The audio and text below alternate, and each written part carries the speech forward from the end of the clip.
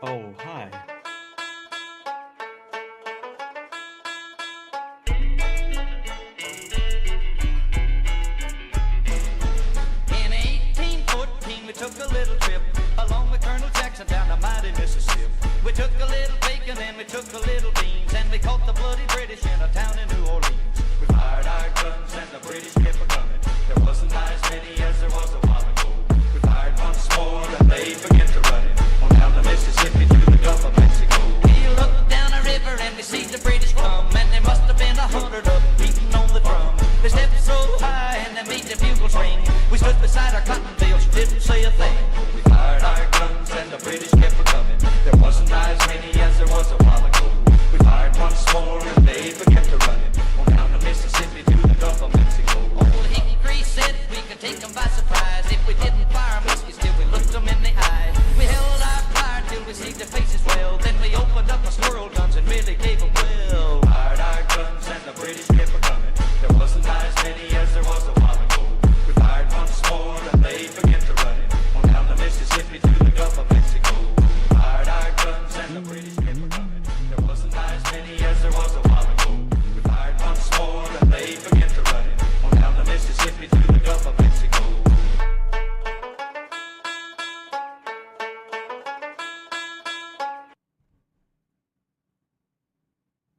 Hi.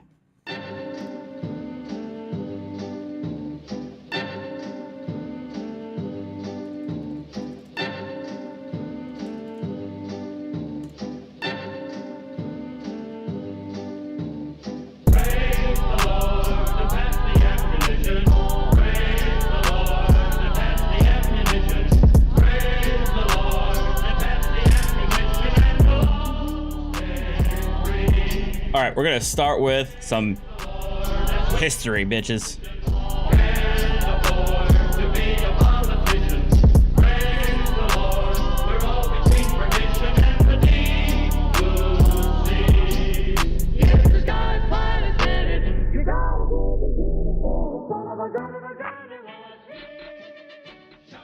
All right.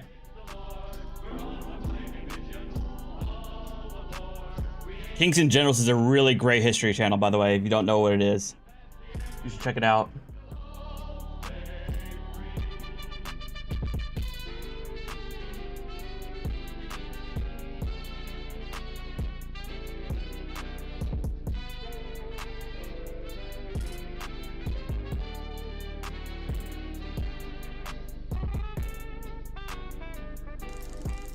By late November 1781, news of the defeat at Yorktown had reached Europe. Britain greeted the news with despair, while France celebrated. While his fellow American diplomats joined in the celebrations and urged immediate... So this is part of a series, but we're gonna start from here. This is starting from the end of the Battle of Yorktown, which was a decisive victory for the colonials. Negotiation to conclude the war. Benjamin Franklin was more reserved. Yorktown was a... Well, maybe not decisive, but a substantial victory for the colonials. War-winning victory, and standard diplomatic logic dictated using it as quickly as possible to secure as favorable a peace as possible. Indeed, a bankrupt Congress was demanding it. However, Franklin's hands were tied. Per the Treaty of Alliance, America and France could not negotiate peace without the other's consent, and France was eager to continue the war. Peace would have to wait for the war to exhaust itself. Welcome to our video on the end of the American Revolution, in which the final stages of the war are concluded and a new nation is born. This video is made available for free thanks to our YouTube members and patrons. We fund our free content through our program of exclusive videos made for our members and patrons, who get 2 documentaries per week not available to the public. Join their ranks and watch the series on the Albigensian Crusade, Fall of Sparta, First... What about the Treaty of Peace of Friendship? I'm sure we'll get to that, Jennifer. Biography of Sulla, Russo-Japanese War, recap Persian Wars and War of Spanish Succession, and much more. All this is made for and with generous donations from our backers. So if you're enjoying our content and want to see more and support the cause of history, consider becoming a YouTube member or patron. Join their ranks via the link in the description. Akira, thank you for the $4.99 super chat. Schedule, get early access Appreciate to it. all videos, voting rights on future videos, and much more. You will be able to watch more than 100 exclusive videos today. Thanks for supporting us. Admiral Thomas Graves's relief force arrived off Yorktown on October 24th, 5 days after Charles Cornwallis formally surrendered. After rescuing stranded loyalists, he sighted France's Comte de Grasse's fleet, but did not. Did I mute engage myself? with it. Oh, there we The go. French still outnumbered him, and with Cornwallis already lost, his mission had failed. Graves, therefore, returned to New York to report to Commander-in-Chief Henry Clinton. Cornwallis's 8,000 soldiers were marched to camps and prison towns throughout the American interior, while the sailors and engineers were loaded onto French ships. The roughly 12,000 escaped slaves among the British were imprisoned to be returned to their masters alongside looted American property. That accomplished, de Grasse returned to the Caribbean, while the Continental Army marched to New York. Comte de Rochambeau's French army wintered in Virginia, preparing to be redeployed to other theaters in spring. Upon Graves's return to New York, Clinton reportedly despaired. The war he'd never wanted to direct was now completely lost. Nathaniel Greene's campaign had already pinned the British to the coast, with only Charleston and a small garrison in Wilmington to show for the entire 1780 to 1781 campaign. Yeah. Wilmington was quickly abandoned as there were no resources to support it. Not waiting for orders from London, Clinton abandoned all plans for offensive action against the Americans and ordered all forces to stay close to their supply bases. George Washington arrived in New York in late November and set winter quarters in Newbury. This was the Continental Army's final encampment. For the next 2 years, British and American soldiers stared at each other across their fortifications. The armies never campaigned again. Occasional clashes between patrols or skirmishes between Patriot militias and Loyalist holdouts were the only hostilities in the East. The main war was over, but the frontier war continued. The recapture of Vincennes had convinced the British that confronting the Americans in central Illinois was suicidal. However, Detroit would not concede. Instead, the British planned a multi-pronged campaign to isolate Vincennes and conquer Spanish Louisiana. Per this plan, the West Florida garrison would capture New Orleans and then retake Natchez.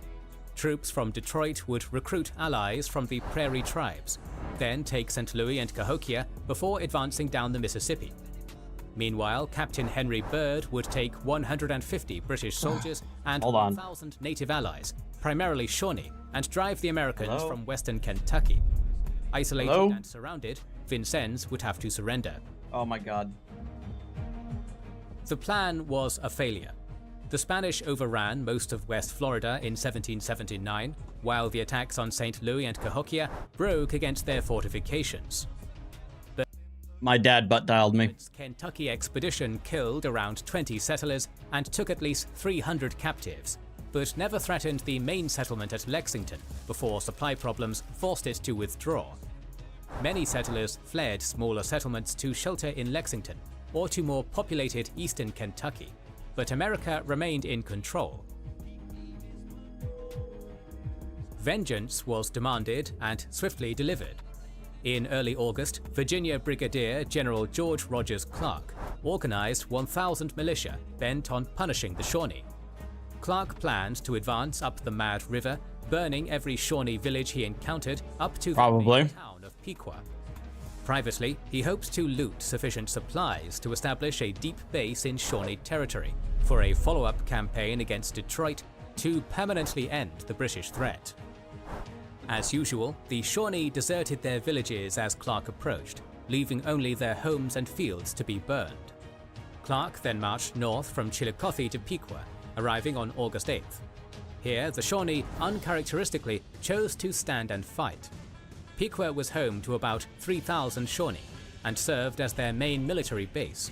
Its fortifications and 800 acres of crops were essential for upcoming campaigns in Kentucky. Additionally, Loyalist agent Simon Girty wanted Clark defeated to dispel his near-mythical reputation. Most of the warriors were positioned on the wooded right, behind breastworks. 50 warriors were in the blockhouse, with others spread along the rest of the stockade and in the outlying fields. As Clark approached, he split his force in three. The right force was to sweep along the Mad River before crossing and attacking the village's rear. The left would clear the woods, while Clark and the center attacked the town. Despite knowing that Clark was coming, his arrival seems to have caught the Shawnee by surprise, as Clark I don't know how. swept through the fields while they were still being farmed, fighting his way up to the defenses with minimal resistance.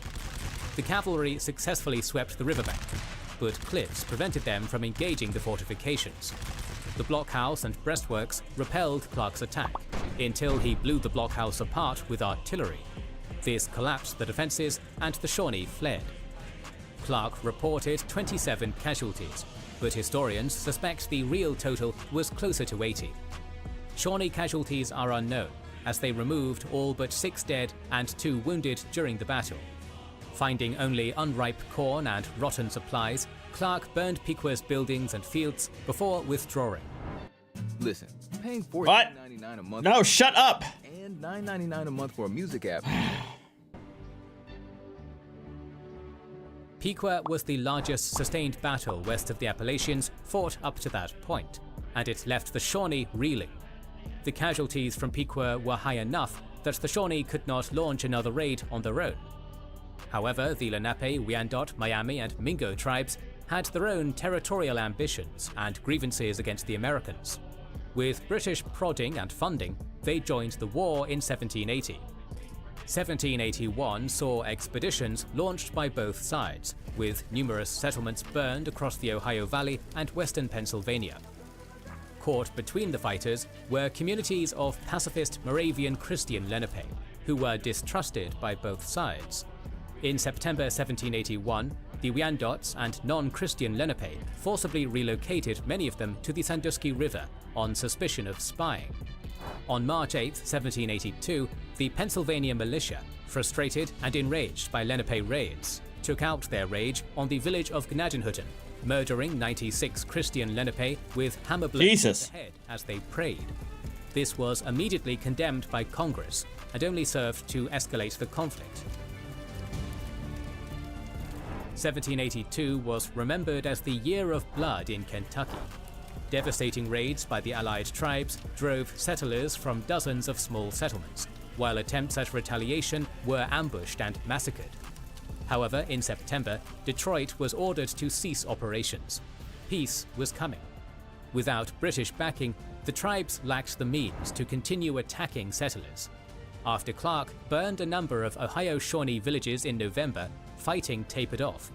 However, this was not peace, and the conflict reignited 4 years later. Meanwhile, de Grasse returned to the Caribbean in November 1781.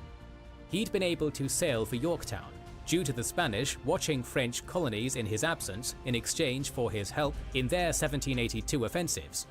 De Grasse and Louisiana's governor, Bernardo de Galvez, had agreed that their strategic This isn't game audio, this is a video. primary regional fortress It looks like a game, but it's not. successfully invaded together. They're using Jamaica was too well defended to attack straight away. footage from the game Total War. Of St. Augustine, the Windward Islands, and the Bahamas would be taken first to isolate Jamaica once de Grasse returned.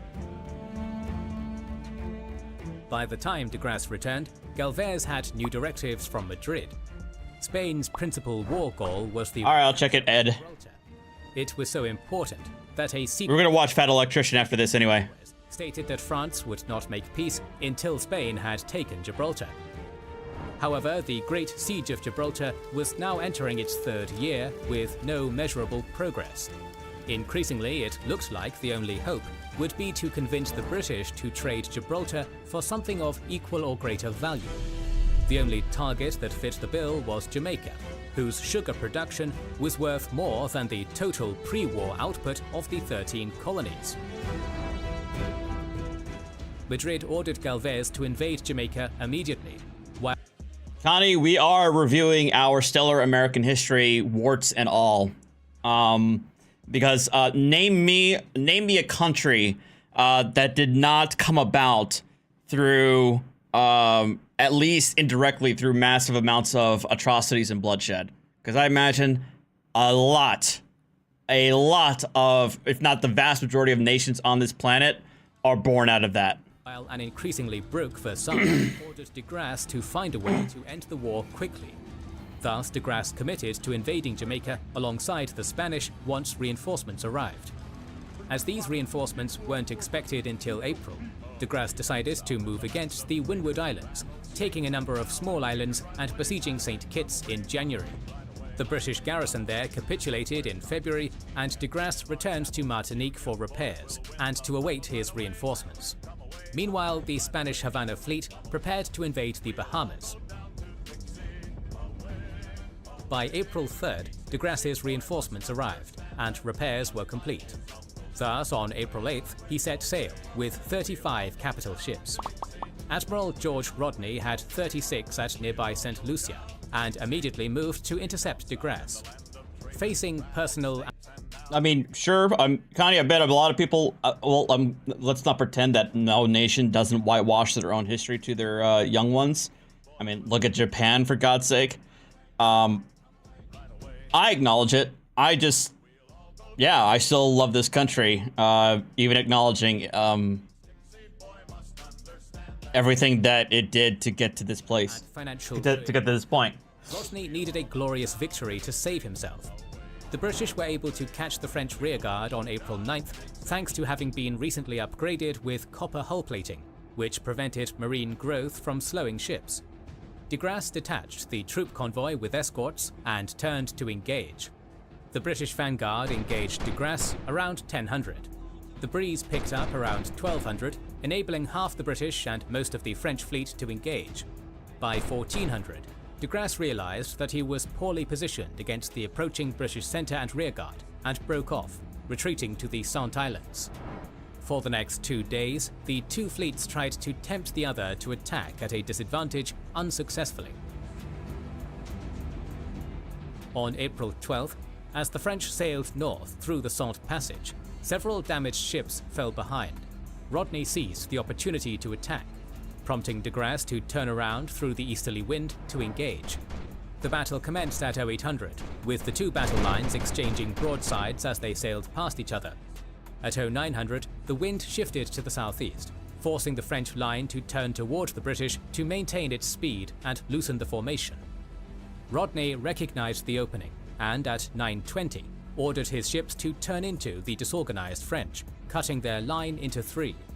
De Grasse's flagship was cut off from the fleet and surrounded, and the French began fleeing to the west as the wind shifted again. 5 French ships were captured, with de Grasse among the prisoners, and many surviving French ships were severely damaged. Damage to his fleet convinced Rodney not to pursue the French fleet as it fled. He didn't need to, as Jamaica was saved. French survivors trickled into Saint-Domingue and linked up with the Spanish in May. However, Galvez cancelled the invasion. He believed the combined fleet wouldn't match Rodney without de Grasse's leadership. Worse, while the fleet underwent repairs, disease ravaged the invasion force, leaving it combat ineffective. Thus, despite the successful capture of the Bahamas on May 6th, further offensive action in the Caribbean was cancelled and the Allies switched to defence. Meanwhile, the British were lurching towards peace. When news of Yorktown reached London on November 25, 1781, Prime Minister Frederick North exclaimed, "Oh God, it's all over." North attempted to stave off the Whigs, who were forcing his resignation, by proclaiming during budget negotiations that North American troop levels would remain intact, but no further offensives away from fortified supply bases were allowed, unknowingly validating Clinton's orders. This promise allowed the budget to pass, but the Whigs smelled blood. On December 12th, the Royal Navy botched the intercepting of a large French transport fleet in the Bay of Biscay. Angered and sensing an opportunity, the Whigs demanded an official inquiry into the Admiralty, looking to oust North's ally, Lord Sandwich, as First Lord, following the Christmas recess. Seeing the threat, North attempted to mollify the Whigs by sacrificing another ally, Secretary of State George Germain. In exchange for a peerage, Germain accepted fault for the war's failures and resigned in February, but it was too late. Politicking. Word of more Caribbean losses arrived in January, and the Whigs moved in for the kill. They demanded and got Guy Carleton to replace Clinton. Carleton had been a Whig MP since resigning his governorship in 1777. On February 27th, Parliament voted to formally disavow further war in America. The news that Minorca had fallen enabled the Whigs to hold 2 votes of no confidence in North, which narrowly failed. Rather than risk another, North offered his resignation to King George III, who had to be persuaded to accept on March 20th. After Whig leader Lord Shelburne refused to form a government in a piece of political gamesmanship, he was instead made a Secretary of State, while Lord Rockingham became Prime Minister. In Paris, Benjamin Franklin welcomed the news of North's fall. He'd stated publicly I bet America would never negotiate with Lord North, partly out of spite and partly because he knew the Whigs were eager for peace and would offer we're always going to be spite-driven. more than the Tories to get it. With North gone, Franklin formally declared America's demands. As a precondition to negotiation, American independence had to be accepted.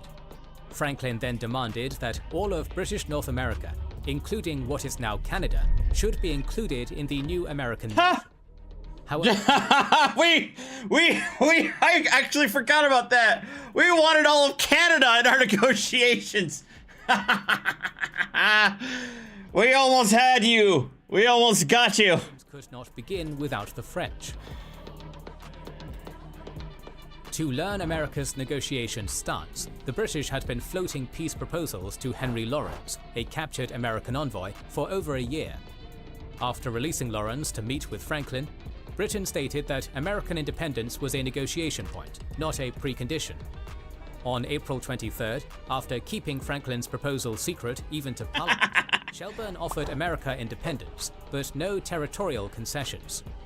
Okay. He then approached the French and offered them American independence, their stated war goal, in exchange for the return of British Caribbean islands.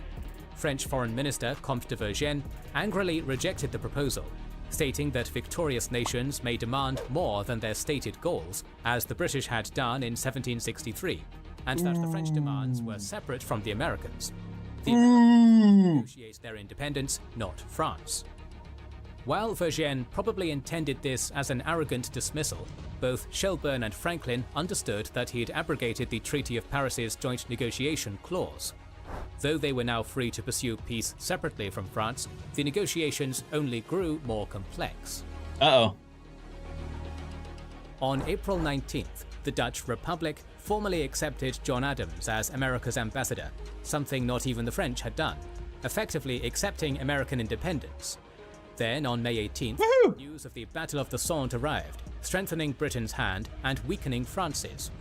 However, when new diplomats arrived in Paris and complained about the silence on Franklin's proposal, Shelburne's exposed duplicity caused an uproar in public. We're celebrating American independence, though I think over in your area it's already July 5th. This was made worse when Rockingham died on July 1st, and Shelburne became Prime Minister, causing the Whigs to split and a cabinet reshuffle, further delaying negotiations.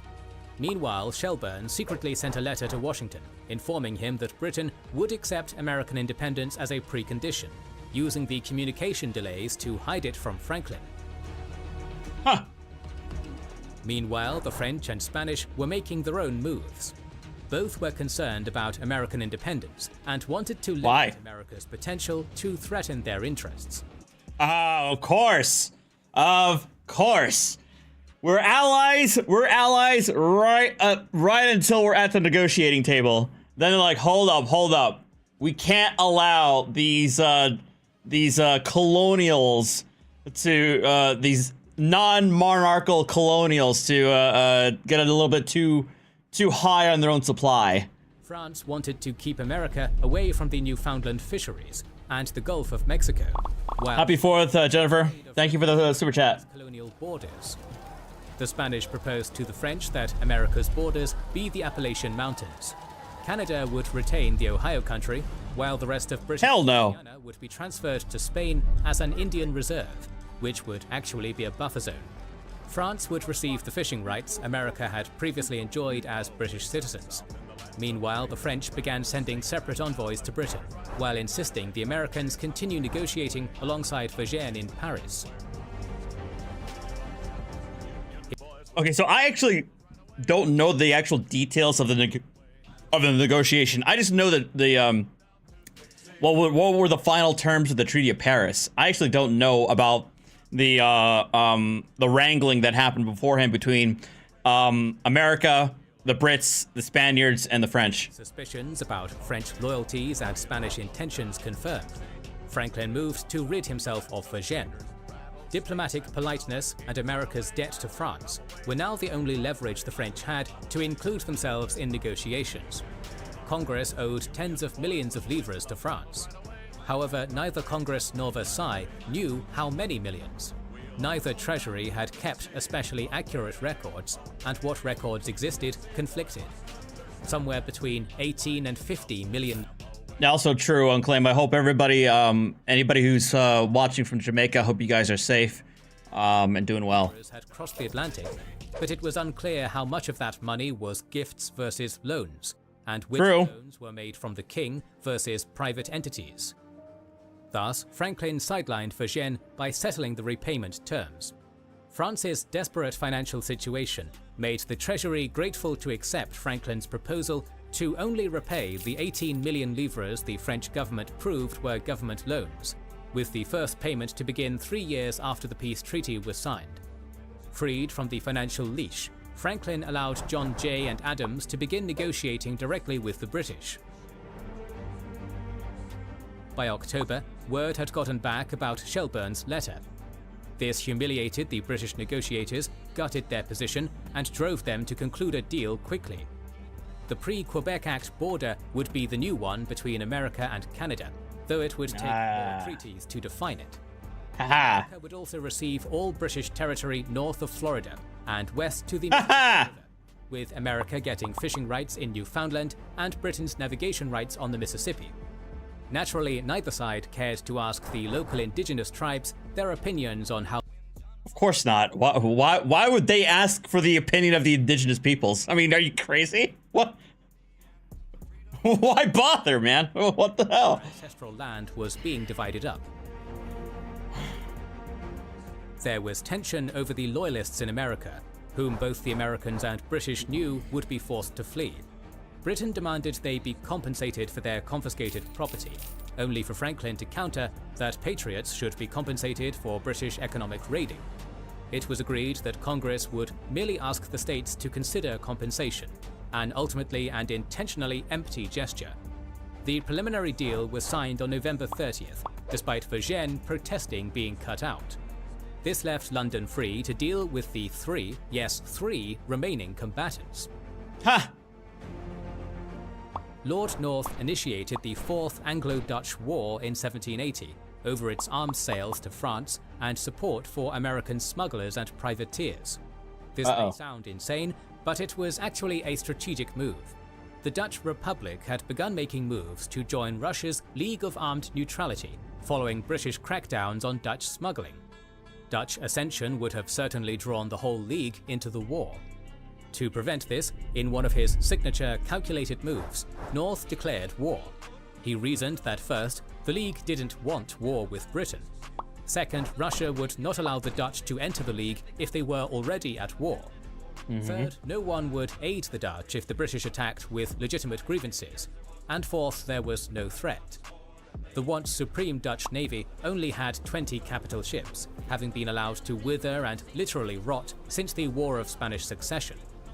Thus, declaring this war would prevent a wider one, and privateering against Dutch ships and colonies would refill the depleted exchequer. For once, North had done his math correctly. The League refused the Dutch, and while the French did rescue threatened Dutch colonies, there was no additional threat to British interests.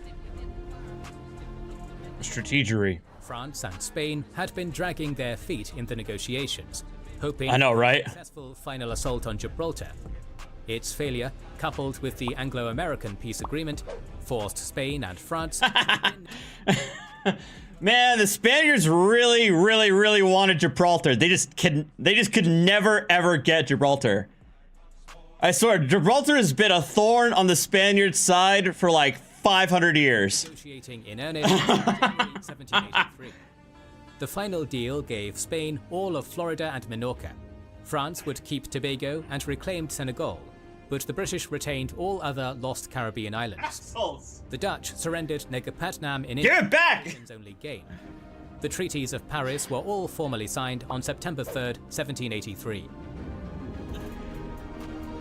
With peace approaching, Washington and Carrollton met on May 6, 1783 to discuss the British evacuation. Savannah had been evacuated on July 11, 1782, and Just like the Brits will never give up the Falklands. Charleston on December 14th.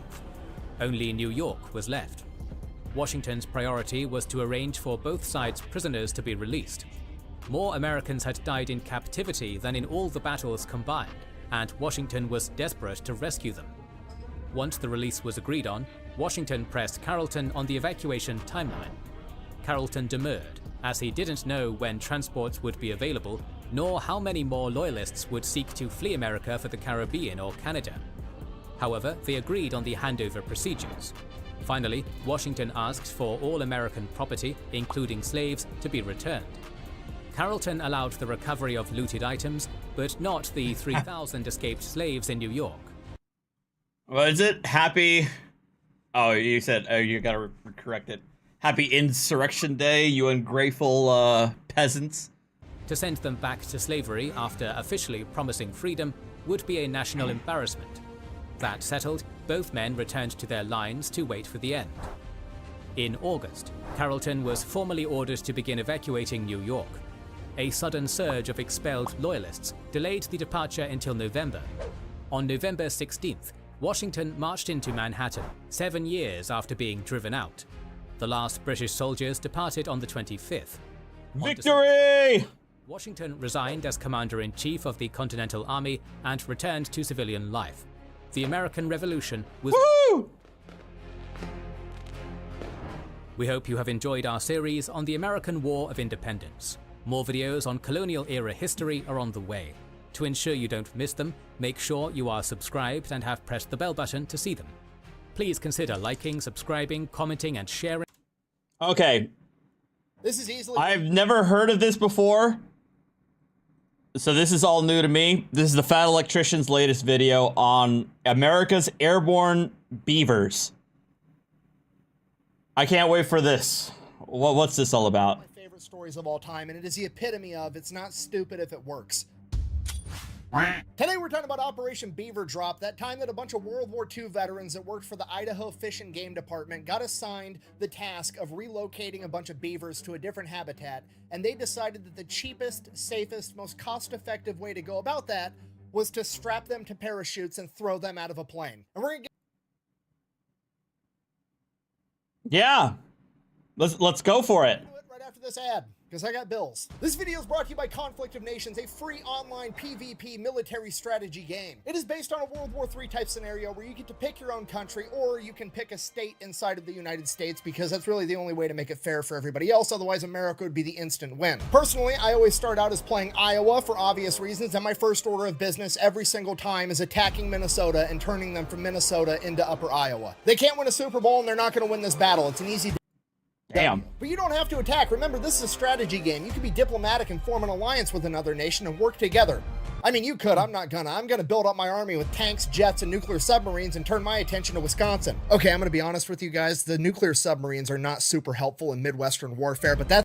Yeah, why? What do you have? What does Fat Electrician have against the Midwest? What is happening? the type of flexibility that conflict allows. I've already taken over Minnesota, the land of 10,000 lakes. I'm going to put a nuclear submarine in every one of those lakes. Anyways, if you want to give it a try, it's available Oh my God. on PC and mobile. And if you use my link and discount code down below, you're going to get 13,000 free gold and a free 1-month membership. Let's get back to the video.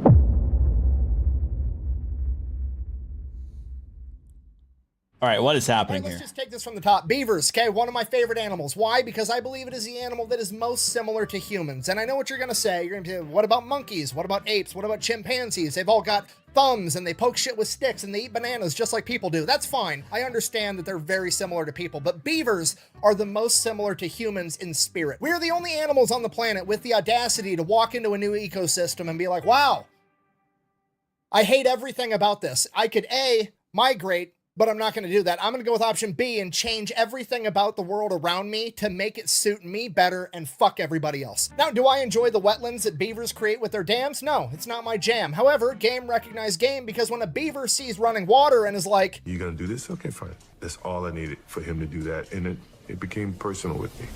it's no different than when it's July and it's hot out and I decide to turn my air conditioner on so I can domesticate the wind so that my balls aren't hot, okay? It's about changing the environment around you rather than changing yourself. Okay, it's just that species-wide main character energy of, I don't need to evolve anymore, I'm perfect how I am, I'm going to evolve the world around me to some shit that I like more. So, while I have a great childish respect for beavers, unfortunately for the beavers, between the 15, 16, 17, 1800s, their furs made dope-ass hats and they were really popular all across Europe, and the beavers were almost hunted to extinction for their pelts. Okay, and as I'm sure you can imagine, no beavers means no beaver dams means no wetlands, and no wetlands messes up the entire ecosystem. Okay, we can't have it, we gotta quit killing all the beavers. So the early 1900s people realized this, they put protections on the beavers, and we quit trying to hunt them to extinction, and actually try to help encourage their population to build back up, okay? Fast forward like 50 years, 1945, 1946, right around then, all the young men that went off and fought World War II are coming back home. They got a bunch of money from fighting that war, they want to get a wife, build a house, have some kids, do people things. So they start expanding, and one of the places this happens in is a town called McCall, Idaho, and they— Hold on. Look at all that product placement. Royal Chef, Wheaties, probably a brand name, another brand name, another brand name, another brand name, another brand name, another brand name. A Wilson tennis rackets and golf clubs. Another brand name. So they start expanding. Although, holy hell, that lawnmower looks dangerous as hell. Or they want to get a wife, build a house, have some kids. Look at his lawnmower. This looks dangerous as hell. Things. So they start expanding, and one of the places this happens in is a town called McCall, Idaho, and they start expanding, and the town gets bigger and bigger, and eventually it displaces a bunch of beavers that have been out in the woods doing beaver things for hundreds of years, and these new beavers get displaced, and they go out and they start fucking up a bunch of farmers' fields and irrigation systems, and it gets to the point that the people in the town are just going to start shooting these beavers because they're messing everything up. At this point, the Idaho Fish and Game Department, presumably also full of World War I— Wait, I think I actually have heard of this now. I think I actually have heard of this. World War II veteran steps in and like, no, we're not gonna kill these beavers. These guys are awesome. They do a lot for the environment. We're gonna take them. We'll move them somewhere else where they can thrive. We're not killing beavers. We're just relocating them. So here's the plan. They're gonna capture the beavers alive. They're gonna drive them as far as they can on roads, and then they're gonna pack them in on horses and mules, miles and miles into the wilderness, where they're not gonna be near any humans ever. And this is a complete disaster, pretty much from the start. They capture the beavers alive, stick them in a cage, throw them on a truck, try to drive them hours and hours into the wilderness. I have heard of this now. Beavers, they're a lot like me. I like to sit in my house in the air conditioning. They like to sit in their dams in the nice, damp, wet environment to keep cool. Beavers can't keep cool on the back of an unair-conditioned truck in the mid-1940s. A lot of them are getting heat stroke, they're passing out, they're dying, they quit eating, or they get super agitated and they're very combative the entire time because they're hot. Then, even if the beavers do survive the truck ride, they're all pissed off and angry, and now they're getting strapped to a horse or a mule, and that pisses off the horse because he's got a bunch of angry beavers all over him, and now the horse is pissed off, and the whole thing just— it doesn't work. So now the Fish and Game Department is like, well, what are we gonna do? We gotta save all these beavers. We wanna get them up in the mountains so they can build their wetlands. It's gonna help protect the town from flash flooding. It's gonna prevent erosion. It's gonna be great for the environment. We gotta save these guys. And one guy at the Fish and Game Department presumably is like, I mean, I got an idea. Hear me out. We do have an awful lot of extra surplus parachutes from World War II laying around, and we've got a plane. Okay, now to us in 2024, this sounds insane, but you gotta remember, this is 1948, okay? There's no OSHA, there's no like rules and regulations, and it's in Idaho, which is basically the middle of nowhere at this point. Nobody's telling these guys what to do. A bunch of World War I, World War II veterans are like, huh, it's actually a pretty good idea, Jimmy. You know, it did work at Normandy, and the beavers aren't even gonna have Germans shooting at them, so I mean, pretty high likelihood. Yeah.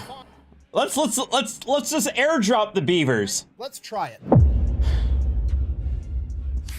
So first order of business, we got to develop a box that opens up once it hits the ground and gets the beavers to the ground safely. Pretty simple. It's basically 2 halves of a box with some holes drilled in it. They weave the rope through. Once the parachute lands, there's no more tension on the rope. The box just kind of falls open, the beavers get out and start doing beaver things. So first we're going to test it before we put any innocent beavers at risk. We're going to take some empty weights, put them in the boxes, go up in the plane, drop them over the practice field, see how it goes. Goes fine the first couple of times, okay. Let's try it with 1 beaver, just for practice. So they go ahead, they pick an older male, he's out of his breeding prime, potentially dangerous to some of the younger males. If something does happen, he's lived out most of his life. They name him Geronimo because they're a bunch of meatheads and that shit's funny. So they put him in a crate, they take him up in the plane, drop him off over the practice field from 800 feet. Geronimo makes it and survives. Now, obviously, we're not going to put all our beavers in one basket because of 1 successful test run. We need multiple test runs. In fairness, I don't think I've ever heard of the turkey drop. If I have, it's been a long time. To be certain that this is going to work. And now that Geronimo is technically our lucky beaver, he's going to do it again. So he does. Geronimo does it again and again and again. And he keeps jumping, like more than 12 jumps this beaver makes. What? And by the end of it, the parks employees reported that Geronimo would actually run up to them and help them put him in the crate because he was ready to go again. This is animal abuse, and what if one of those boxes didn't open after the parachute landed? Okay, first of all, no it isn't. I've already went over the options. A, they could stay where they were at, being displaced, and end up getting shot by farmers for messing up their crops. B, they could spend days in transit on the truck and on a pack mule suffering and potentially dying. Or C, we could throw them in an airplane, fly them there in 15 minutes, and then throw them out the side. They can get their jump wings while they're doing their Band of Beavers reenactment, okay? Les Nessman had the bright idea to drop live turkeys over Cincy over Thanksgiving, but didn't know they couldn't fly. It's literally the best option. Okay, secondly, why are you worried about the box not opening? Like, did you think about this at all? It's a pine box. So basically, the turkey's just like,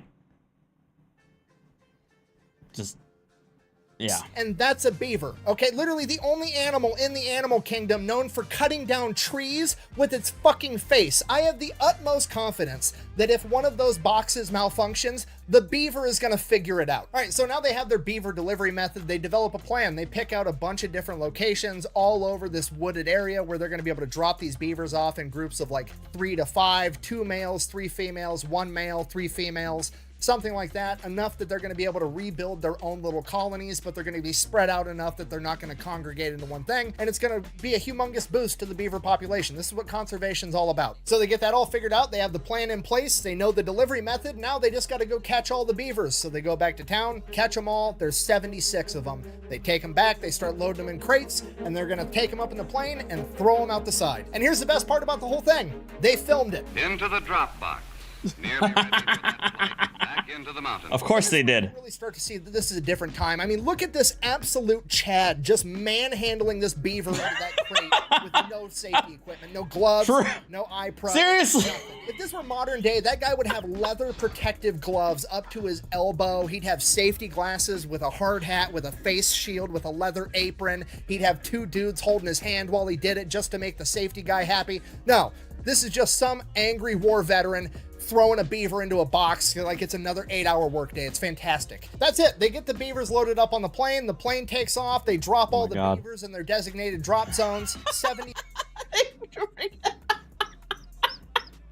out of the 76 survived. I don't know how they did this. I'm assuming they had people on the ground at the different drop locations to make sure the boxes opened or that the beavers made it or whatever. But apparently the one beaver that didn't make it had somehow either slipped through the crack when the rope was loose or eaten his way out of the box after they had let it out of the plane. And the beaver was last seen standing on top of the box with the parachute above him. And he probably would have been fine, except when he got 75 feet off the ground, he decided to jump.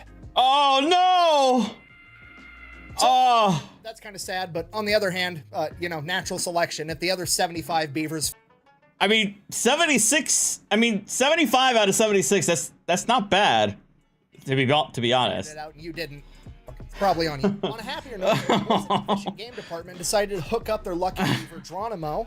This is posted in the Journal of Wildlife Management, Volume 14, Number 2, April of 1950. Yes, the beavers dropped into Fallujah. Beavers by Airplane and Parachute by Elmo W. Heater, Idaho Fish and Game Department, McCall, Idaho. And I quote, Geronimo had a priority reservation on the first ship into the hinterland, and that with 3 young females went with him. They had to hook up their boy.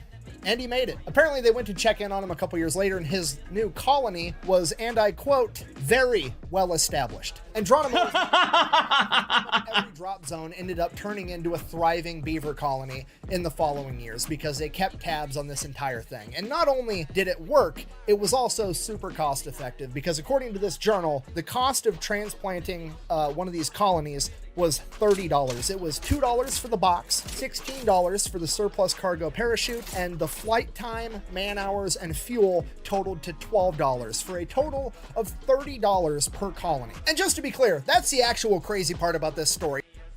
$30 per colony in 1950 for this kind of conservation? That's actually not bad. Even if you adjust for inflation, that's what? Maybe $350 per colony? It's not the fact that they actually had airborne beaver.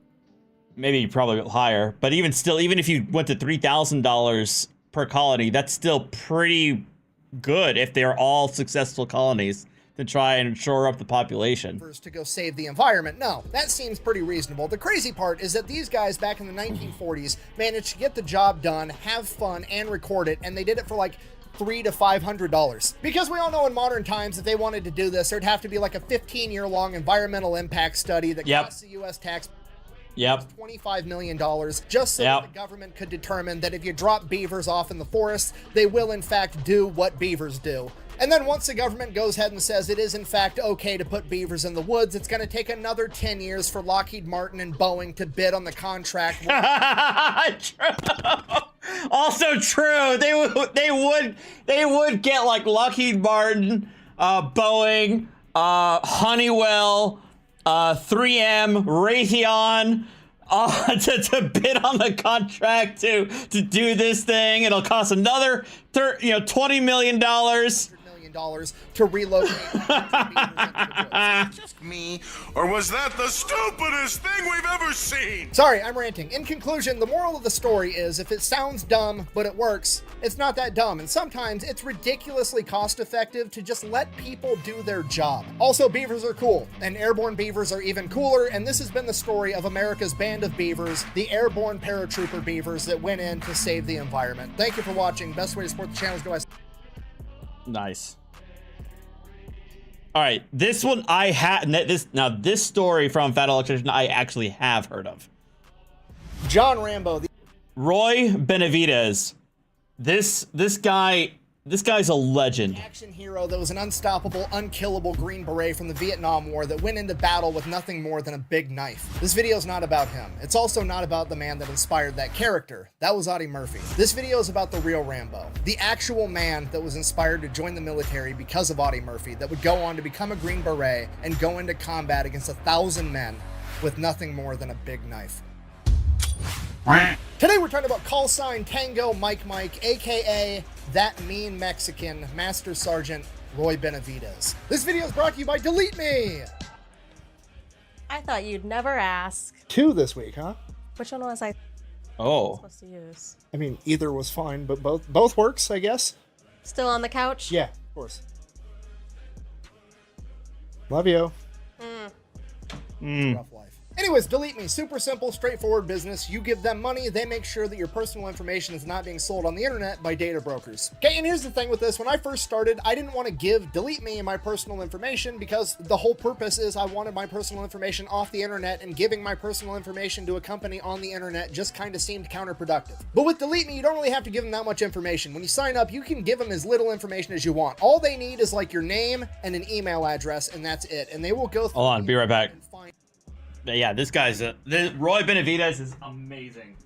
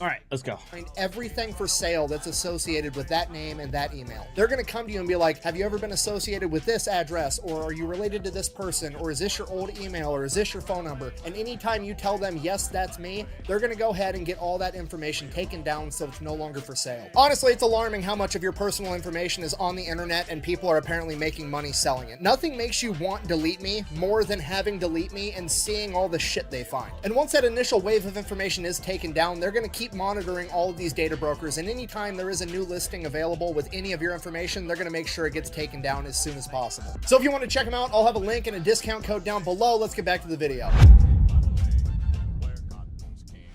Born on August 5th, 1935, Roy's first memory in life was attending his own father's funeral after he had passed away from tuberculosis when Roy was 3 years old. Damn. A year later, Roy's mother would remarry, and 9 months after that, she would give birth to Roy's new half-sister. And from that moment on, Roy was essentially on his own. His parents gave all of their attention to their new daughter, and Roy and his younger brother Rogelio were kind of neglected. 2 years later, Roy's mother would develop a cough that would get progressively worse and worse, similar to how Roy's father had. Roy's mother now had tuberculosis too, and while she was on her deathbed, her husband, Roy's stepfather, would inform her that he would absolutely not be raising another man's kids. And 6-year-old Roy Jesus. overhears this. He's terrified. He has no idea what's going to happen to him and his younger brother Rogelio. He's already lost his dad, he's about to lose his mom, and his stepdad doesn't want him, and that's the only family he's ever known in his entire life. On the day of his mother's funeral, his stepfather tells him and Rogelio to pack their things. They're going to go live somewhere else. They load up in the car, go off to where the funeral's held, and at the funeral, a man comes up and introduces himself as Nicholas Benavidez. He is their father's brother,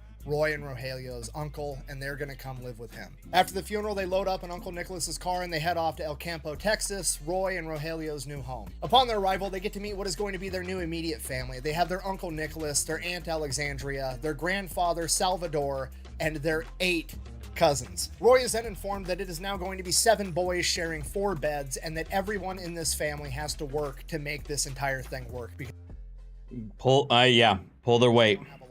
all the kids in the family are expected to go to school, get good grades, and then after school, they all have a job that they are expected to go out and do to help contribute to the family. And at the age of 7, Roy's first job was to go shine shoes to earn a little bit of extra money. Then in the summers or any other time the opportunity presented itself, they would all go out as a family and work in the fields picking crops. And this goes on for Roy's entire childhood, and his new family is incredible. His aunt, his uncle, his grandfather Salvador, they're the best people on the planet, but they're also being spread across their work and the 9 other kids in the house, so no kid gets a whole lot of attention. So between that, losing both of his parents, and being abandoned by his stepfather, he's kind of an angry kid, understandably so. So at a young age, he developed a pretty bad attitude, and he was not afraid to fight about it. One of his favorite things to do when he was 7, 8, 9, 10, 11, 12 years old was to go to the movie theater and watch the newsreels of all the different things that were happening in World War II, and he was inspired by the paratroopers. That's what he wanted to do. He wanted to be in the United States Army. But the problem with this pastime of going to the movie theater to watch all the newsreels was that you had to pay to get inside, and Roy didn't have any money. All his shoe shining money went back to the family. So Roy And those are like, what? They're like probably a nickel or a dime to get into? and a bunch of other kids would wait outside the movie theater for one of the previous showings to leave, and hopefully rich people would throw their pocket change out and let all the poor kids scramble and fight over it. It didn't take young Roy long to figure out that if he just beat up all the other kids, he would get all the money and he wouldn't have to run and dive for pocket change. The enemy cannot push a button if you disable his hand. And that's just the beginning of the fighting. It gets so much worse because as World War II progresses and all the young men go off to fight this war, there's a huge lack of manpower all across the United States. And to help alleviate that, one of the things the United States government does is basically opens up the southern border so that people can freely come into the United States and begin working. Because of that, there ends up being this huge misconception, especially in any state bordering Mexico, that any person of Hispanic descent wasn't even American, they were just some Mexican that was showing up to work in the fields. Y el acento, ¿dónde are you from? Scranton. I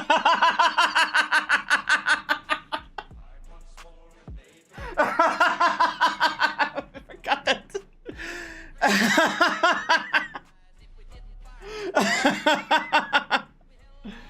Donde are you from? Scranton.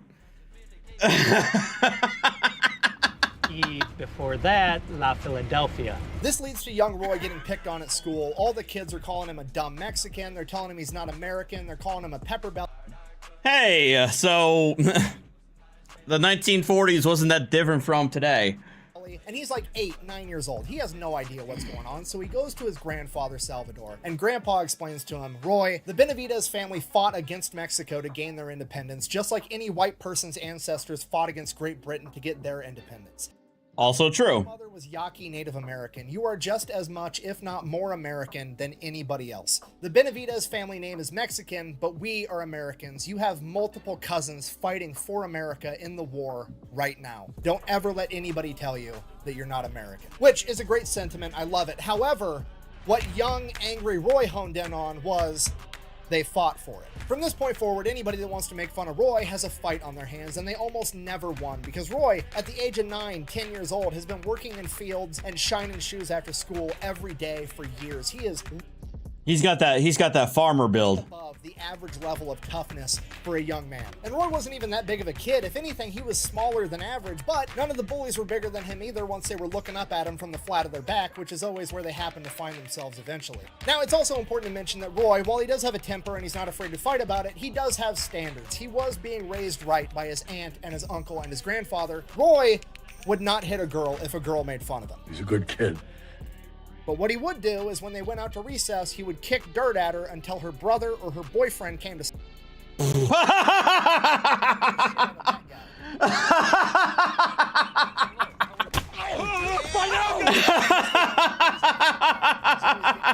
struggles in the classroom academically, but outside of school, he does work super hard. He still loves going to the movie theater. He'll never hit a woman, but he'll coax her boyfriend or brother out and then beat the shit out of them. He still wants to grow up to be a paratrooper, and he also loves hanging out with his uncle and his grandfather, Salvador. And his grandpa had all these amazing stories that he would share with him, and all these stories had some underlying meaning or some lesson that Roy needed to be taught. And his favorite story was when his grandpa was younger and he was a cowboy, and he was on this trail, and another cowboy had fallen off his horse down onto a cliff face and he was stuck. And Grandpa Salvador stopped, took his belt off, and lowered it down to help pull this cowboy up and saved his life. And the moral of that story was, when somebody needs help, you help them. And all this keeps going on until he's about 14 years old and he drops out of school. He's not going to go to high school. He's just going to go get a full-time job and help support his family. So that's what he does. He goes out and he starts working at this local tire shop. Uncle Nicholas, realizing that Roy is going to be a man soon and that getting in fights like he does is going to have real-world repercussions, figures also true. Roy get over that somehow. So he encourages Roy to start amateur boxing, and Roy is incredible at it. He makes it all the way to the state tournament his first year of doing it. While there, he ends up losing his very first match, and in the locker room after his fight, the young man that had just beat him comes up and wants to shake his hand now that they have their gloves off, and Roy's anger and temper gets the better of him, and he ends up fighting this kid in the locker room, wrestling him into a stall and shoving his head into a toilet. After Damn it, Roy. does that, all the other coaches, all the other fighters, Roy's coach, all look at him like, what the fuck, dude? And they're all disappointed. And it was the first time in Roy's life that he felt ashamed and disappointed in himself. And this is where Roy really starts to get a lid and a grasp on how to control his anger. After that, Roy gives up amateur boxing and just continues working full-time at the tire shop. And that's when his boss, Mr. Haddock, the tire shop owner, also kind of becomes his father figure. A little bit. Because he works with them and he's around him so much, he just becomes that older male role model that Roy is always... Sergeant York, nice. And he continues to help Roy mature and get a better grip on his anger and more control of himself. And this goes on for a couple of years. And then one day, when Roy is 17 years old, a recruiter from the Texas National Guard comes in and wants to hang at the tire shop for anybody who's interested in joining the Texas National Guard. And on that flyer was none other than Roy's role model, Audie Murphy, the most decorated soldier World War II. You see, this is right in the middle of the Korean War, so Audie Murphy, the World War II war hero, had joined the Texas National Guard to help with recruiting, and he was also going to train the next generation of soldiers. And at this point, Audie Murphy's the shit. He's got an award-winning book, he's an actor, and when he's acting, he's playing the role of himself. And that I always learned about too with Audie Murphy. He played himself in Hollywood movies. That's wild. And he's being told by directors, hey, I know you were there and you're literally just portraying the shit you did, but you need to tamp it down a little bit because it's so unrealistic, nobody's gonna believe this story. True. This is a Texan that was rejected by the Marine Corps for being too small and then went on to be the most decorated soldier of World War II, earning the Medal of Honor for going toe-to-toe with an entire German SS battalion by himself from the back of a flaming M10 tank destroyer with a 50 caliber machine gun. So Roy Benavidez figures if the Texas National Guard is good enough for Audie Murphy, then that's exactly where he wants to be. So he joins the Texas National Guard, he ships off, goes to basic training, ends up coming back, he's doing his weekends, he's doing his training in the summer. That goes on for a couple of years while he's still working at the tire shop. I also heard about that too, persnickety. With Mr. Haddock. Then one day he decides that he likes doing army stuff a lot more than he likes changing. Nice. So he wants to go. Ready one. He goes over to the active duty recruiter's office. It's a shared office. They've got the Navy, the Marines, the Army, and the Air Force all right there in one building. Roy walks right past the Navy, walks right past the Marines, walks right past the Air Force, goes straight to the active duty Army recruiter, says, here's my guard papers. I'm a corporal. I want to be a paratrooper. I don't just want a normal contract. I want a contract that guarantees me airborne school. At this point, the Army recruiter looks at Roy, who's like 130 pounds soaking wet, and he's like, man, you're not big enough to be a paratrooper. At which point, I'm paraphrasing here, but Roy says something along the lines of, well, I could cut you down to my size and we'll see if you're good enough to be a paratrooper. Maybe that'll help you make your decision. Oh my God. At which point, the Marine recruiter over here, hey, yo, he comes walking over and is like, something. Of course, it's a Marine recruiter. He's like, hey, yo, I want this guy. You should be a Marine. You've got the right attitude. I don't care. You should come be a desert. At which point Roy's like, no, I don't want to be a Marine. I want to be in the Army just like Audie Murphy was, which brings everything full circle because Audie Murphy was rejected from the Marines for being too small. And now Roy is rejecting the Marines because he wants to be like Audie Murphy. Then the other Army recruiter, who's a captain, an officer, somebody that outranks the sergeant that thinks Roy's too small, comes in and he's like, no, we'll take him. Come with me. So they go, they start doing the paperwork and Roy's like, okay, I'm a corporal in the National Guard. I've already been through basic training. I've already done through job training. You should just be able to send me straight to airborne school and then give me a duty station. And the recruiter's like, yeah, sure, whatever. Roy signs on the dotted line. He packs his shit. He gets on the bus and he's off to the Army. And Roy then immediately finds out the hard way that recruiter was either not listening to him at all or he was lying to him. Probably. They sent Roy straight to basic training. Yep. Again. And to add insult to injury, he is also not awarded an airborne slot after that. So he's not going to be a paratrooper like he was. After he gets done with training, he immediately gets sent over to Korea, where he is going to be there right after the Korean War ended, and he's going to be manning the DMZ, the demilitarized zone, between what is now North and South Korea. He's in Korea for a year, then he comes back home for a little bit stateside, then they ship him out to Germany, and while he's there, he learns how to speak German, and in Roy's own words, he becomes the first Hispanic American that could speak German with a Southern accent. See. Correcto. He gets done in Germany, he comes back home, he goes to military police school, becomes an MP, and he gets assigned to basically being a glorified chauffeur for high-ranking military officers, generals, colonels, etc. And then randomly, one day, a couple months out from his contract being up with the Army, he's trying to decide whether or not he wants to re-enlist, and this General Westmoreland, asks him, you ever thought about being a paratrooper? And Roy's like, yeah, actually, that's only kinda. I wanted to do that. I kind of got screwed out of it. I'm thinking about re-enlisting, and if I re-enlist, I really want to be able to become a paratrooper. To which the general kind of like doesn't even really continue the conversation. He's just like, huh, well, that's neat. Anyways, we're at the airport now. I got to go. Bye. And then Roy never sees this guy ever again. A couple months later, Roy's contract is about to be up. He has to decide if he's going to re-enlist or if he's going to get out. And his potential re-enlistment contract, there's an airborne packet, courtesy of General Westmoreland. If he decides he will get to go to airborne school. Nice. And he will get to become a paratrooper. Thank you, General. So that's what he does. He goes to airborne school, gets his jump wings, becomes a full-fledged paratrooper, and then he gets stationed with the legendary 82nd Airborne Division. 82nd. Fort Liberty, sorry. Okay, sidebar. Look, I don't care if we're going to be renaming stuff every once in a while. That's completely fine. However, name it after a war hero or something. Don't just pick a generic term like Liberty, okay? I don't need Fort Liberty. I don't need Fort Life. Wait, was it? Hold on. Was it actually changed from Fort Bragg? No, that's lame. I'm always I'm always ever going to call it Fort Bragg. Yeah, I'm not going to call it Fort Liberty. I'm always going to call it Fort Bragg. Sorry. I don't need Fort Pursuit of Happiness, okay? Quit doing generic shit and name it after an actual badass war hero. Anyways, Roy's at Fort Bragg, Fort Liberty, North Carolina. He is with the 82nd Airborne. During this time, he's training, he's working, he's doing his thing. He also ends up meeting his wife, and he goes...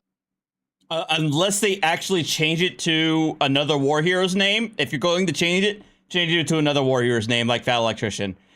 No, I'm not going to call it Fort Liberty.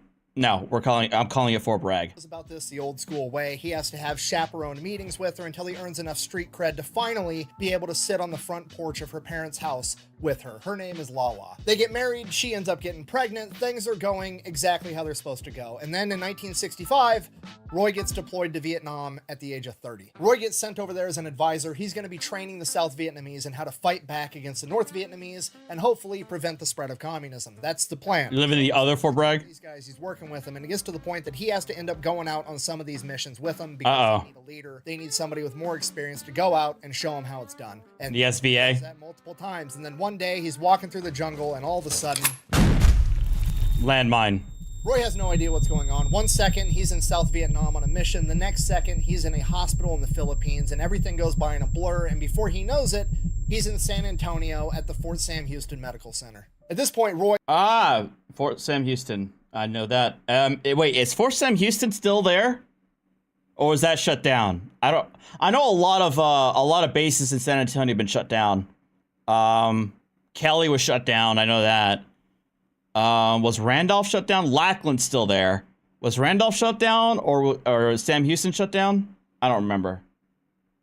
Roy still has no idea what's going on. Doctors and nurses are coming and going. There's some pregnant woman named Lala that's trying to hang out with him all day long, and he's just not comprehending anything that's happening to him. Roy's wife, Lala, would be informed that Roy had stepped on a landmine in South Vietnam during one of their patrols, and they don't know how he survived, but the going theory was that it was...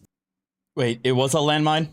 Wife, Lala, would be informed that Roy had stepped on a landmine in South Vietnam during one of their patrols. And they don't know how he survived, but the going theory was that it was some type of defect with the landmine, that when it exploded, the entire landmine didn't fragment, but the top of it stayed intact as one solid metal plate. And when he stepped on it, it detonated it, and the landmine plate shot up and smacked him on the ass so hard that it broke his back and jolted his brain so severely that they don't think he'll ever regain his memory. In addition, oh my God, to his broken back, he would almost certainly never be able to walk again, even if he did come to mentally. And this goes on for weeks of Lala showing him pictures, telling him stories, trying to remind him of who he was. And then one day, he just wakes up. He snaps out of it. He's sitting in a rehab room at the hospital by himself at a table. And in front of him, there's like the child's toy, you know, the big rectangle with like the cylinders and the squares and the triangles, and you shove each one through the corresponding shape. He's sitting there with that in front of him, and the PT person is like, "Can you put the shapes through there, Roy?" And he's like, "Yeah. Yeah. Obviously, I could." Yeah. Put the shapes through. What, you think I'm stupid? They're like, "Well, why don't you go ahead and do it?" He's like, "What? Am I applying to get into the Marine Corps? Like, what is happening?" Why do you think I can do that? And they're like, "Well, just go ahead and do it." So he does it. And he's like, "Okay. Obviously, what is happening right now?" They then explain to him that he has been unable to do that for weeks, every single time they've got him to try, and Roy is just like literally snapped out of it like that. He's 100% mentally all there. He just doesn't remember the accident itself. He remembers everything else. So Roy's back. This is great. Now he just wants to get back up on his feet. He wants to keep serving in the army. He wants to keep jumping out of planes. He wants to go back to Vietnam and be with his guys. And that's just how Roy is. So he demands that they start giving him physical therapy as soon as possible. And that's what he does. And over the course of a couple weeks, he comes to the painful realization that these physical therapists aren't getting him. I've also heard of similar situations, of similar stories, like vaguely over time, where people who were in like catatonic states or were completely out and just, you know, one day, you know, all the neurons like start firing right back up again, all of a sudden, and it's like nothing ever happened. I've heard of stories like that. I'm ready to walk and run and be in the army again, they're getting him mentally ready to spend the rest of his life in a wheelchair. The doctors are telling him he's never going to walk again. He's going to spend the rest of his life in a wheelchair, and he needs to accept that. But Roy's not buying it. If they're not going to push him to get the results that he wants, he's going to push himself. The night nurses come in, they catch him, they give him a pill, they knock him out, they put him to sleep. He wakes up the next morning, his hip hurts from where he fell out of bed, and his leg muscles are sore from bearing weight for the first time in months. But the plus side, his hip hurts and his legs are sore, so obviously they're going to Well, if his hip hurts and his legs are sore, that means he's feeling something. work if he just keeps building them up stronger and stronger. So that's what he does every night. He rolls out of bed, he drags himself across the floor, lifts himself up, and puts as much weight on his legs as he possibly can. Sometimes the nurses catch him and Ryan, we're learning about Roy Benavidez. I've heard of him before. The man's a goddamn legend, to say the least. And I'm relearning about his story. try to put him back to sleep. The nurses are getting pissed off at him because he keeps doing this, but his legs keep getting stronger and stronger, and he's able to make it over to the nightstand faster and faster. And it gets to the point where all the other guys in this medical bay realize what he's doing, and they start cheering him on at night. Nobody's ratting him out. They're trying to distract the nurses to get Roy. Considered a time period? Yeah, this is what? Late 1960s? This is late 1960s, right? So yeah, they didn't have anything like this. The time that he needs to be able to do his version of physical therapy. And this goes on for months. During the day, they're getting him ready for his life in a wheelchair. He's begging them just more time for more PT, and he'll be able to walk again. They're not buying. 1 second, I'm sorry.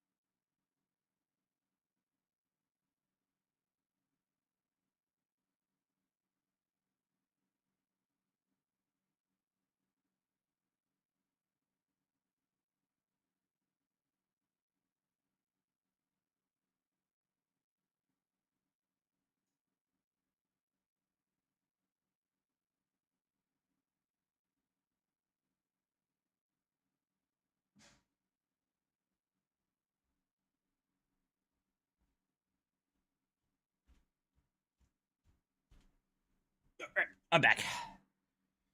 They're doing the paperwork in the background to get him. Ready? One, since I hate to sound like a cornball, but goddamn it, I love this country. I fucking love America. I feel like there's so much pessimism and negativity today from all sides, as a matter of fact, where everybody on all sides like to talk shit about the United States. And you know what? Yeah, US ain't perfect by any means. We got a lot of skeletons. We got a lot of problems from our history, from our founding to our history, to our some of our foreign policy decisions. There's a lot to criticize, but you know what? We do a lot of good. I think we do a lot of good. And I am so happy to be born and living in this country. With all the existing freedoms and rights that I have, and the agency that I have here. And you know what? I'm happy about it. We can always be better. No, and I'm never ever going to say that America's perfect. We can always be better, and we can always try to be better. And we can also have talks about the current state of things, which isn't good. Don't get me wrong. Don't get me started on that. But you know what? I'm happy to be here. You know what? That's what I want to try and say, is that today I'm being positive about this country. For all of its flaws, today, at least just for today, I'm being happy about this country. And I'm being positive about this country. Because you know what? I love this country. Med boarded out of the U.S. Army. Oh my God, Persnickety, will you shut up? I know that he's done. But Roy never gives up. Shut up! Training every single night. Then, after having been in the hospital. For the record, white Hispanic. 5 months, a doctor walks in with Roy's discharge papers. Roy begs and he pleads not to discharge him out of the army, and the doctor finally says, Roy, even if we continue doing PT, at best, maybe you'll be able to stand up one day. You're never going to be able to walk again. At that point, Roy hops up out of the bed, stands directly in front of the doctor, and takes one step towards him. And it was one of the most excruciating pains that he's ever felt in his entire life. He's got tears in his eyes, but he's looking this doctor right in his face. And the doctor, shocked that Roy hopped out of bed and took a step towards him, says, Benavidez, if you can walk out of this room, I'll tear these papers up. So Roy walked. No, I'm drinking a Shiner Ruby Red, all right? That's what I'm drinking. Walked out of that room. Oh, bang! Hold on now, hold on. Oh, that hurt. Walk it off. Bring it, Bobby, no! Shortly after that, he walked out of that hospital and went back to Fort Bragg. Oh, I'm back.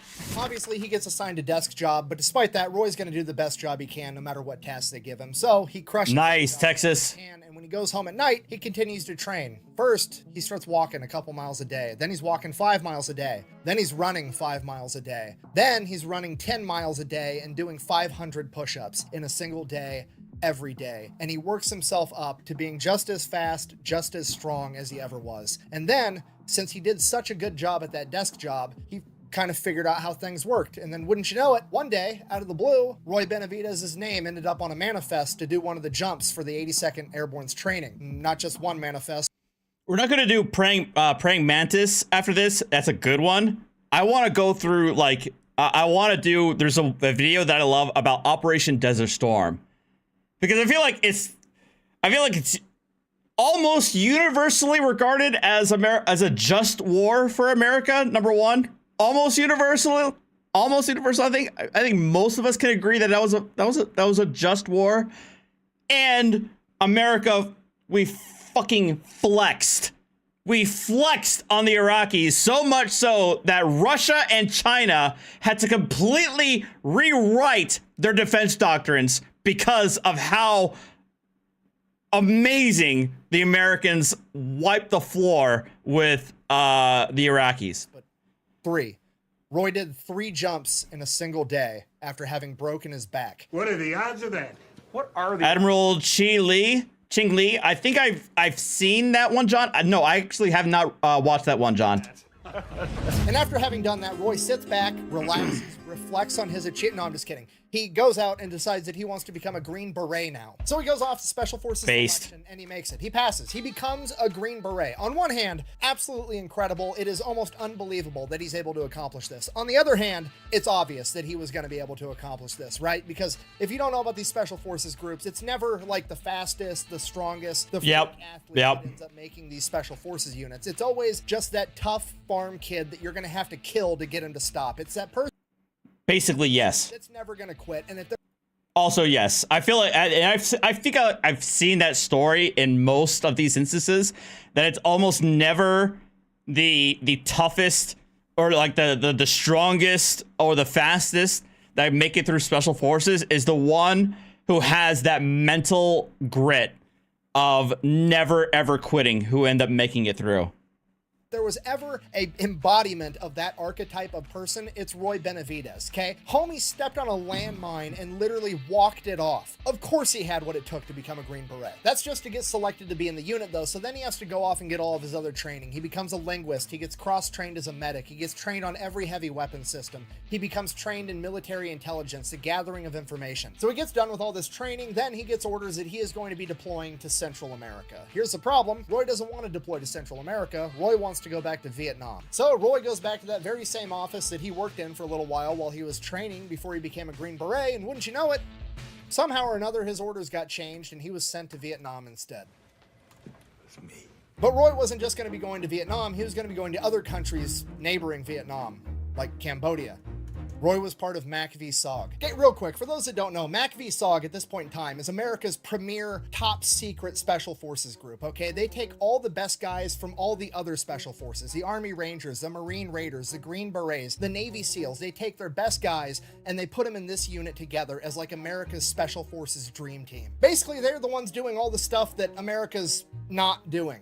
You know, this group is so secretive that nobody even knew that these guys existed until like 30 years after Vietnam. Okay, SOG, everybody thinks it stands for Special Operations Group. That's not what it stands for. It stands for Studies and Observations Group. And they did that on purpose because they wanted it to sound like some nerd shit. That way, if a politician or a high-ranking officer that wasn't supposed to be in the know read that on a document, they weren't going to ask any questions. During Vietnam, these guys had a 150-to-1 kill-death ratio. For every MACV SOG member that went down, 150 enemies went down first. And they do all kinds of different crazy stuff during Vietnam, but when Roy gets linked up with them, they're working in Cambodia. Okay, real brief, oversimplified version of what's going on here. You have the NVA, the North Vietnamese Army, and they are trying to supply the Viet Cong, the guerrilla fighters in South Vietnam, with a bunch of supplies. Now, they have two options. They can punch through the front line, fight through all the American defenses to deliver these supplies. Doesn't sound like a very good time. Or they could cheat. They could just cut right over into Laos and then travel through this neutral territory with no resistance, and then travel into Cambodia, more neutral territory with no resistance, penetrate way past all the American front lines, deep into South Vietnam, and then cut back in and drop off all the supplies. Okay, and to be fair, that's a brilliant plan because there's not a whole lot America can do to stop it, right? Because the only thing America really can do is to send their troops into Cambodia and Laos, and that's not going to be a very popular idea considering that probably not. America's mad that they're in Vietnam in the first place. They're definitely not going to support invading two more countries. So if America wants to stop this, the only thing they can do is to send their own guys into this neutral territory where they're not supposed to be to cut off this supply line. And then, even if they do run into each other in this neutral territory, it just turns into the Spider-Man meme, right? Hey, you're not supposed to be here. No, you're not supposed to be here. And then everybody's just as guilty of breaking the same rules. It's a really good plan on their part. Okay, but here's the problem with this whole thing. America cares a lot more about not getting caught in these neutral territories than the North Vietnamese do. Yeah, I mean, that's not to say that America won't do it. It's just like we care a lot more about not getting caught about it.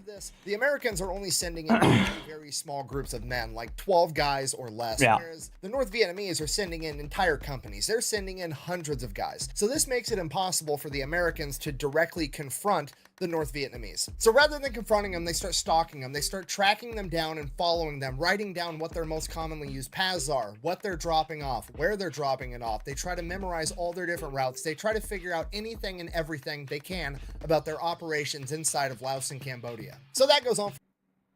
Also, a question about how neutral. Also true. Pol Pot was communist as all hell. Gets the bright idea of like, hey, we know where all the enemy's ammunition is. What if we just snuck in a bunch of defective ammunition that blew up when they tried to fire it, and then it would not only take care of... How many American military are in Ukraine today? Like, Scott, are you asking in terms of boots on the ground? It would not surprise me.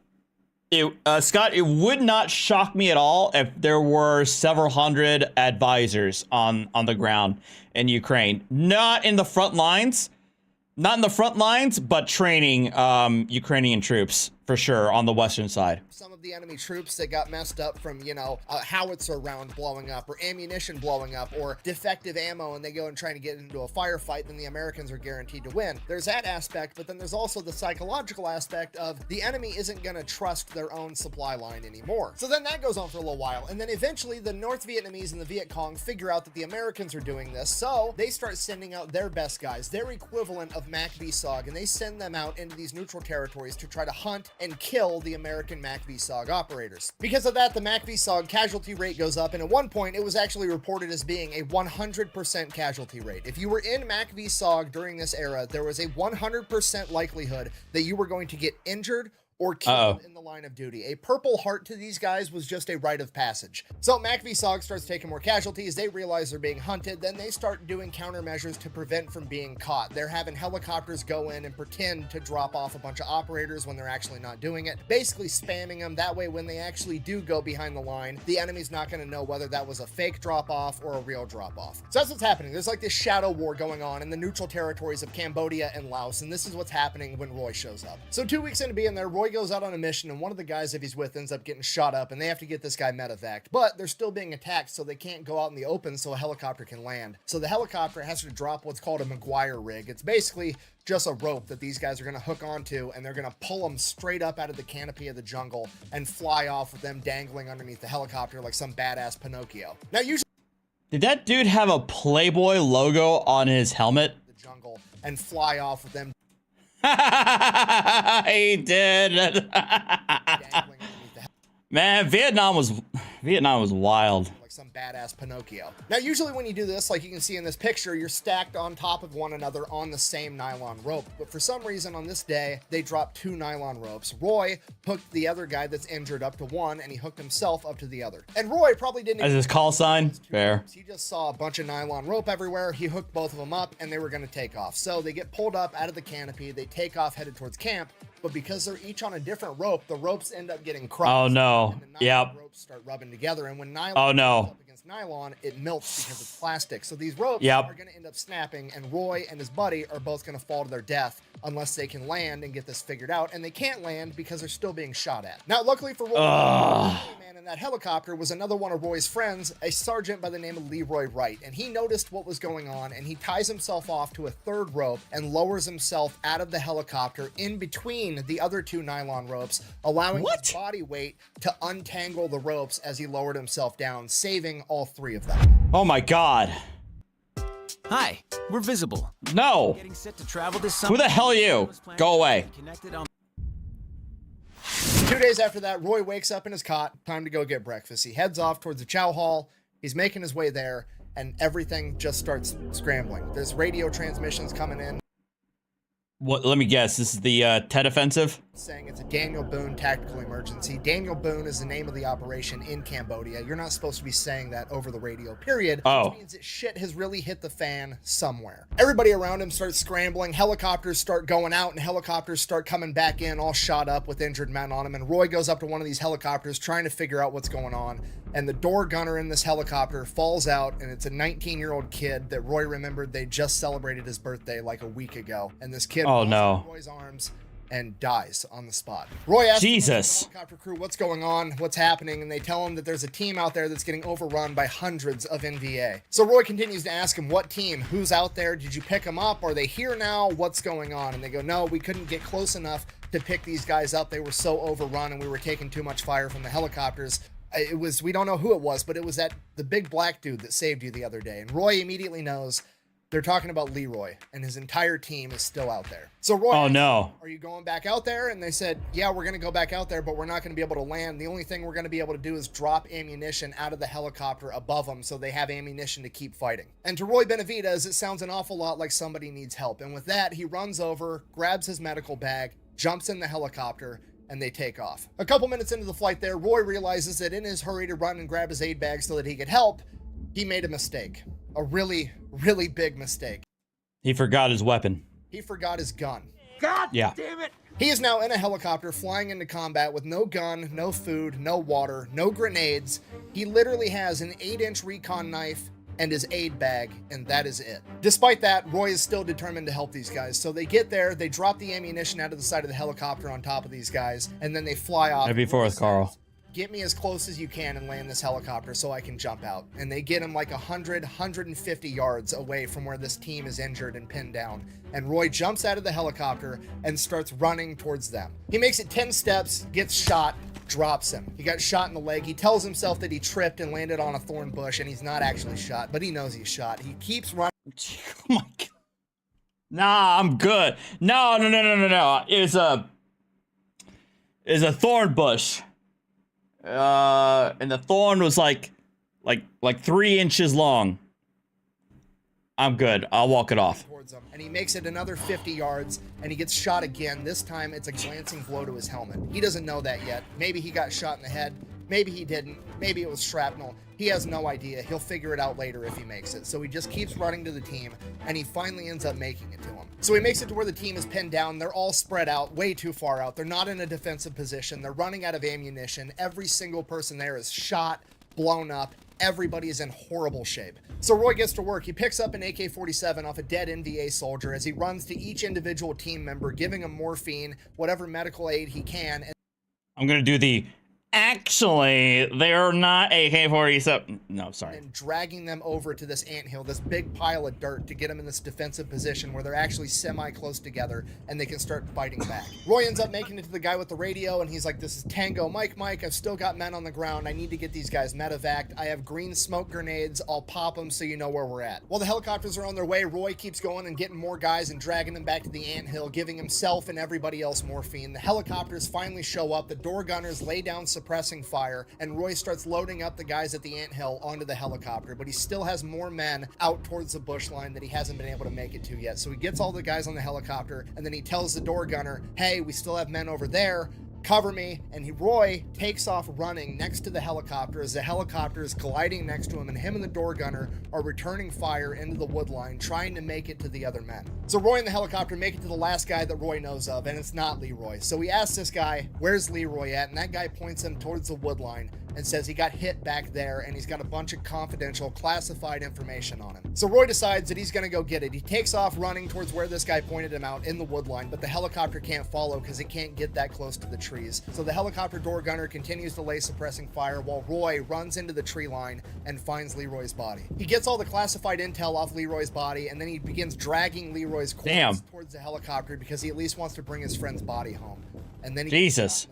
As we all know, it's always darkest right before the dawn, but as we also all know, sometimes it's darkest right before it gets even fucking dark. Even darker, yeah. After being shot, Roy turns around, realizing he's not going to be able to bring his friend's body back with him, and starts running towards the helicopter. And then he sees the helicopter pilot get shot through the window as the helicopter spins out of control and crashes. Roy makes it to the holy shit. Everybody there that survived is pretty much ready to call it a day. They've accepted the fact that they're about to die, and Roy hasn't. He starts dragging everybody, getting them away from the burning helicopter and getting them into another defensive position so that they can fight back. He's going and getting AK-47s off of dead NVA soldiers, getting these guys guns. He has guys that can't even see. They're missing eyes, and he's just telling them, shoot that way. Under Roy's leadership, they start fighting back, and Roy starts calling in airstrikes, F-111s, F-4 Phantoms, gunships, anything and everything they have, and they just start bombing this tree line with all they've got, and they do it over and over, but the enemy soldiers just keep coming and coming. There's literally hundreds of them, and this goes on for hours. It's too hot for them to get a helicopter in there to load people up, and every time they bomb the tree line, more enemy soldiers run out of it towards Roy and his crew. And it gets to the point that they're literally using the dead bodies of soldiers as sandbags to stop bullets. Jesus Christ. Holy shit. Roy and the men on the ground don't realize it at this point in time, but the crews up in the gunships that are mowing down the forests that the enemies are coming from are starting to mow down so much vegetation that they're starting to see straight lines, which don't occur naturally in nature. These are bunkers with fortified machine gun positions. The MACV-SOG team didn't just stumble across an entire battalion of men. They walked right into an entire NVA base inside of Cambodia. Holy. Yeah, I forgot about this bit.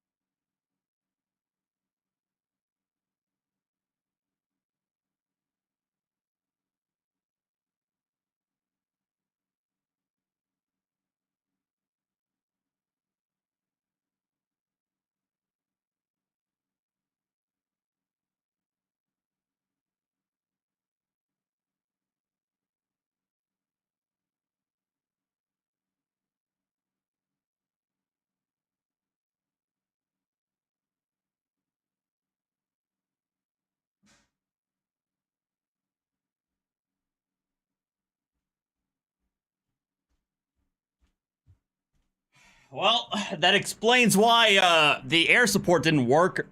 They're, hitting fortified bunkers. Eventually, the air crews come to the realization that with this base there's got to be at least 1,000 men, an entire battalion there, and there's a road where they can bus in even more men for reinforcements. They're not going to be able to keep this up and get Roy and everybody else to be alive and handle this the right way. So the only thing that they can do is to have a carpet bomb of that forest, and at the exact same moment that those bombs start dropping, they're going to send in the helicopters to try to pick up Roy and everybody else. So a group of A-37 Super Tweets bomb the tree line as a huge Super Tweets! And Roy starts helping to load these men into the helicopter. Some of them have lost so much blood they can't even pick themselves up. And while this is happening, the North Vietnamese soldiers rush them. They're coming straight towards the helicopter. They're firing. Roy's trying to load the men on while firing back. The door gunner's returning fire, and one of them ends up making it to Roy, and for some reason, whether he was out of ammo or whether he was trying to take an American alive, he hits Roy in the back of the head with the buttstock of his rifle. Roy falls down, and then he swings it again at Roy's face, dislocating his jaw. Roy, somehow still conscious, gets up, starts trying to wrestle this guy to the ground. He lost his gun. All he has is his recon knife, and this guy's got his rifle with a bayonet on it. And the enemy soldier goes to lunge at Roy with the bayonet, ends up cutting Roy's arm, and then Roy lunges at him, misses. The enemy soldier lunges back. He ends up stabbing Roy in the stomach with the bayonet, and Roy ends up getting to him. The only way we can get this much detail as to how people are being struck is through eyewitness testimony. There's the only way it's being done by this. With the recon knife, stabbing him in the chest and killing him. Roy pulls out the bayonet, can't get his recon knife out of this guy's chest, and he's holding his intestines in his stomach with one hand. Jesus! At this point, Roy's right next to the helicopter, and he's looking right at it. He should get in the helicopter, but he turns around away from the helicopter, and there's 2 Americans still out there returning fire that are able to fight. They're just not able to walk, and Roy runs towards them. Roy gets there, picks up the one that can't walk entirely, and starts helping to drag him towards the helicopter, and the other guy can't crawl, but he can't walk, so he literally starts walking on his knees using an AK-47 like it's a crutch. They get to the helicopter. Roy helps load them in the helicopter, grabs the AK-47 that the guy was using as a crutch, turns around again and starts shooting at NVA soldiers that are charging towards the helicopter as the injured men behind him literally grab Roy and drag him into the helicopter as they take off. As it becomes clear to absolutely everyone that Roy Benavidez did not just bring a knife to a gunfight. The communists brought an army to a Roy Benavidez fight and still couldn't win. After saving the original MACV-SOG team and the first helicopter crew, through 6 hours of combat, Roy has sustained over 37 different life-threatening injuries, multiple gunshot wounds, over 20 shrapnel wounds. He has been bayoneted and he has been clubbed. And after being dragged into the helicopter, he finally loses consciousness. Just a flesh wound. True. His next memory, I didn't hear no bell. Being literally waist deep inside of a body bag as an American medic is zipping it up. His eyes are caked with blood and he can't open them. He can't talk to the medic because his oh my, wait, they think he's dead? Oh my God, they think he's dead and they're zipping him up. Jaw is dislocated and he's lost so much blood that he can't move. And from the medic's perspective, he doesn't even realize that Roy's an American because he's Hispanic. He's got the same skin tone as a North Vietnamese. And yeah, probably. He is literally laying on top of 3 dead NVA soldiers that in Roy's fog of morphine and adrenaline, he loaded into the helicopter because he didn't want to leave anybody behind. Roy can literally feel the teeth on the zipper closing as it gets closer and closer to his head. And once the zipper reaches his neck, somebody stops the medic and says, "Hold on, that's Benavidez." And he instructs the medic to double check and make sure that Roy is actually dead. And the medic argues with him, and Roy's buddy says, "I don't care, double check." And the medic zips down the body bag a little bit and hey, you alive, bro? puts his hand on Roy's chest and leans forward. Vince, thank you for the 3 months. Listen and see if he can hear breathing. And at this moment, Roy takes what he describes as the best shot he's ever made in his entire life. He spits directly in that medic's face. Give him that hawk to it. And with that, they get Roy. They start trying to do everything they can for him, but they're almost positive that he's not going to make it. After his chain of command figured out everything. Oh my God, no. The reason that the 8 other men that survived made it out of there alive, immediately got him signed up to receive the Distinguished Service Cross. The only reason they didn't try to get him the Medal of Honor on the spot was because they didn't survive. They wanted to get him an award that they could give him in the field so that he could receive it. Benavidez had other plans. He doesn't pass away. Instead, he recovers. And as soon as he recovers, he yet again refuses to get med boarded out of the army into a medical retirement and continues to serve an additional 10 years in the United States Army. And during that time, they try to get him awarded the Medal of Honor because if anybody deserves it, it's this guy, right? A little bit. For some reason or another, it always ends up getting rejected, and it gets again and again and over and over. They just keep rejecting his Medal of Honor. But there's nothing that Roy or anybody else could do. For some reason or another, the committee in charge of awarding the Medal of Honor simply did not want to give Master Sergeant Roy Benavidez the award that he had earned. So he did the only thing he could do. He just kept on keeping on. So he went on, served throughout the military until 1976 before finally retiring as Master Sergeant Benavidez, the recipient of the Distinguished Service Cross. As Roy retires, there was another press push about how incredible he was, wondering why he didn't earn the Medal of Honor, and this ends up connecting him with one of the men that he had saved that Roy actually thought had died. And this man gets a hold of Roy, almost 12 years after the fact. And Roy! Oh my god, I thought Roy was dead. he tells Roy that Or excuse me, not Roy, but he's gonna write up everything that he witnessed and send it into this committee again. And yet again, even despite all this new information, the committee in charge of awarding the Medal of Honor rejected it again. And then they realized what they were doing wrong. They were telling the whole truth. They were saying that Roy hopped in a helicopter, flew into Cambodia, and helped save a bunch of MACV-SOG members. And as far as the US government's concerned at this point in time, up until like the mid-80s, MACV-SOG, A, doesn't exist, and B, if it did, it definitely would not be operating in a neutral territory. Oh.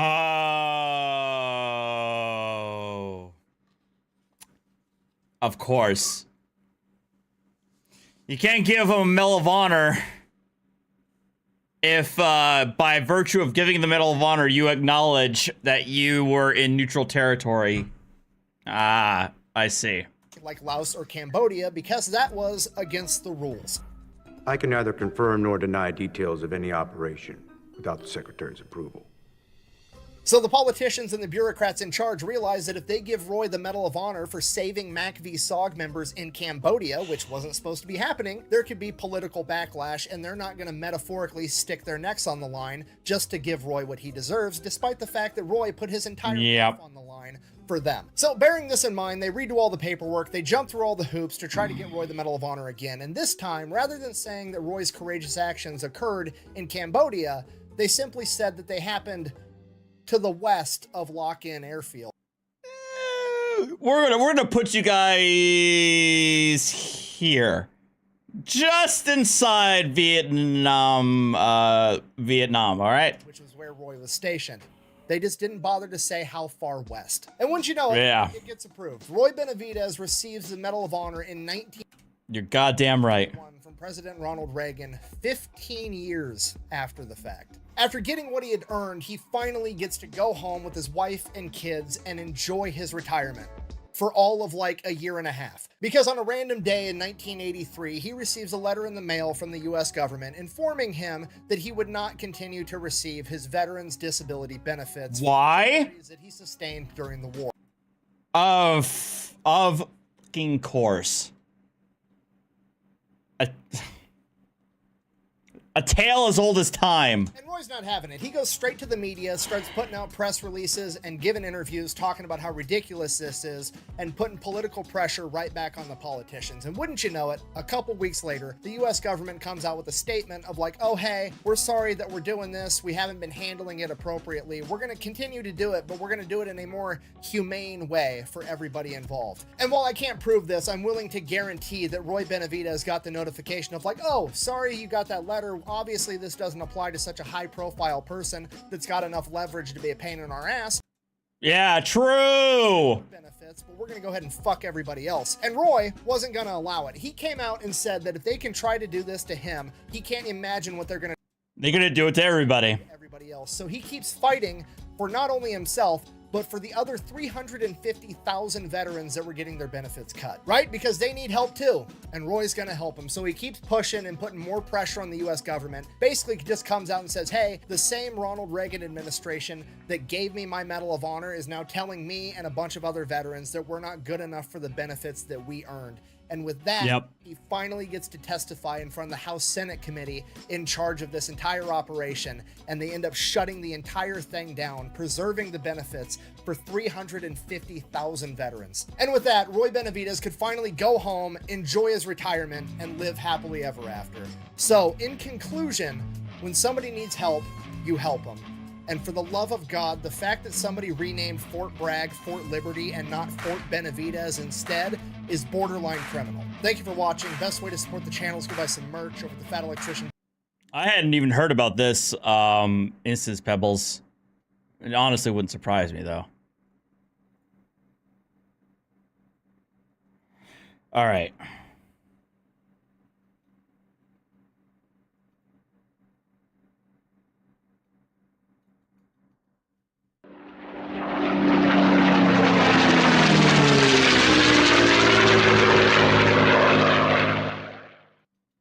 Seven B-52s take off from Barksdale. So I will say, my dad, my dad did not participate in Desert Storm, but he was a part of Desert Shield, which was basically, I think I've said this before on stream before, that Desert Shield was basically the logistics endeavor of getting all that troops and material from the United States to the Persian Gulf. Air Force Base in Louisiana. In 35 hours' time, when they return, a war will have started, and they will have set a new record for the longest bombing raid in history. A year prior, in 1990, high levels of oil production in the state of Kuwait and other Arab nations are depressing global oil prices. Because of its economic dependency on oil revenue, neighbouring Iraq is struggling to pay $14 billion debts on loans used to finance its war with Iran in the 1980s. It has come to the point where Iraq is now even struggling to pay for basic government spending. Dating from the fall of the Ottoman Empire after World War I, Iraq has maintained sovereign claims over Kuwait. An accusation that Kuwait is slant drilling Iraqi oil fields gives Iraqi President Saddam Hussein an excuse to invade and annex the small nation on the 2nd of August 1990. Yeah, so if you missed that, if you didn't catch that, Iraq and Iran had a really nasty and brutal war against each other in the late 1980s. Iraq borrowed money from Kuwait to fund the war. And at the end of the war, Iraq was struggling to pay Kuwait back the loans it got. And as a result, Iraq is like, you know what? You're a tiny ass little country and we got a massive military. Let's just invade you and annex you and call it a day. And that is the impetus for Gulf War I. Following international condemnation and sanctions, British Prime Minister Margaret Thatcher and US President George H.W. Bush begin to deploy forces to Saudi Arabia, urging other countries to do the same. A UN resolution passes, giving Iraq a deadline of the 15th of January 1991 to completely withdraw from Kuwait. The build-up of coalition forces in Saudi Arabia is called Operation Desert Shield. Yep. Over a period of 6 months, 35 nations send a total of approximately 1 million military personnel to Saudi Arabia, the largest military alliance since World War II. Yep. 2,230 it was a massive coalition. Aircraft are sent to bases in Saudi Arabia, and 6 carrier battle groups are deployed in the region. The coalition war plan is first to wage an air war to achieve dominance of the skies above Iraq, and to strike targets to degrade the Iraqi military for when the ground invasion is launched some weeks later. The first day of the air assault will be the most risky. Iraq has a very dangerous arsenal of air defense systems.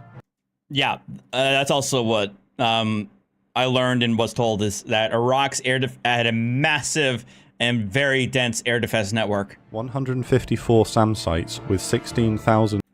Is this the Don't F with America's Boats Day? Yes, Aaron, it is. ...missiles defend Iraq, alongside a further 972 anti-aircraft artillery guns, 2,404 fixed AA guns, and 6,100 mobile AA guns. Baghdad is likely the most heavily defended city in the world.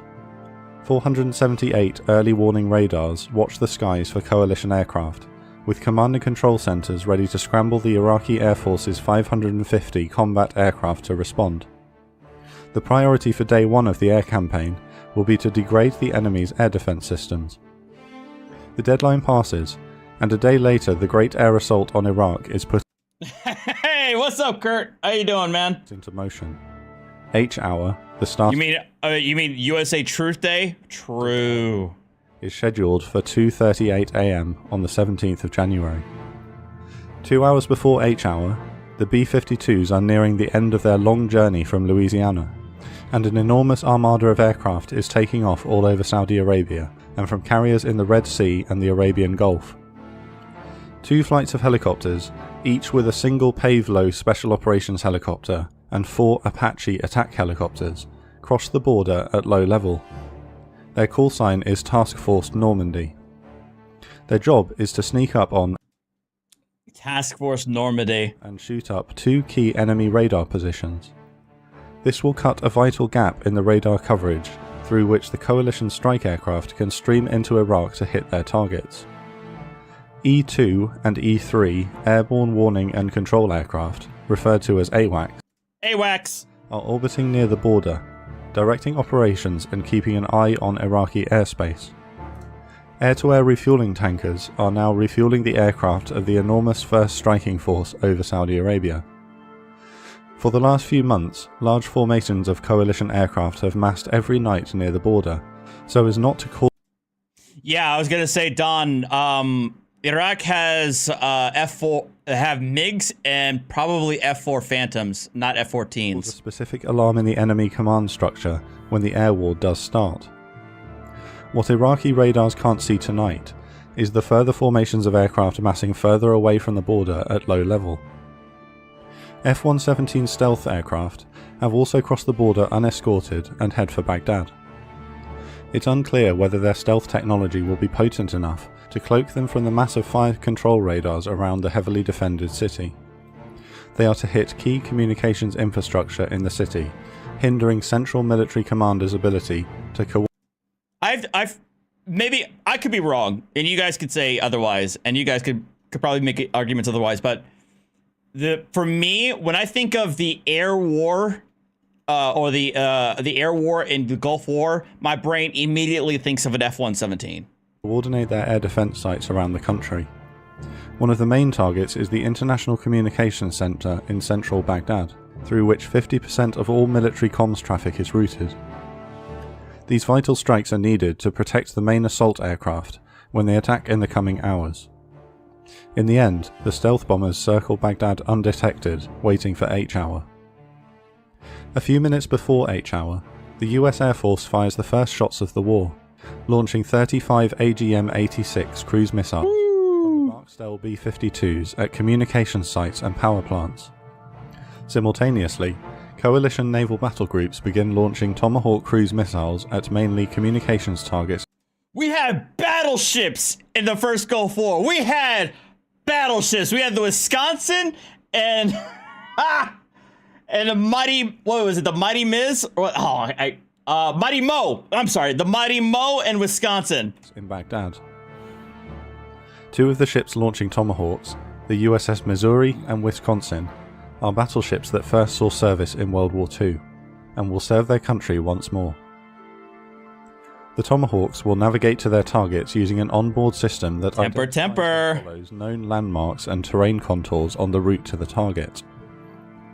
Because much of the direct route to Baghdad from the Persian Gulf is flat desert, the cruise missiles must follow a longer easterly route over more hilly, trackable terrain near the Iranian border. The missiles fly True! If we only had a USS La Crosse. At subsonic speed, so while these are the first shots to be fired, the US Army would have... Wow, Pope, you just got beaten by persnickety. ...of the first shots to explode. The two groups of Apaches arrive near two radar sites 30 seconds early, and come to hover in lines of 4 abreast. As they wait for precisely 2:38 AM, they watch the compound through their infrared cameras. At first, it appears that the Iraqis are oblivious to their presence, but with 10 seconds to go, the compound's lights go out, and figures are observed running around outside. At 2:38 AM, H-hour, Desert Storm begins. The Apaches unleash a furious rain of destruction on the radar installations. Hellfire missiles are first aimed at power generators. Further Hellfires and 70mm rockets are fired on radar dishes, command vehicles, and communications antennas as the attack helicopters move in closer. They expend everything they have on the site. Such is the importance to knock out the radar, the Apache crews then move in closer still and engage whatever is left standing with 30mm cannon. An enormous explosion ends the attack when an ammunitions dump is hit by cannon fire. During the 4 minutes of destruction, 27 Hellfires, 100 rockets, and 4,000 cannon rounds have been unleashed on the sites. The crews report in total destruction of the 2 sites for no loss. They turn back to the border. The first aircraft of the first strike wave screams overhead. The air war is underway.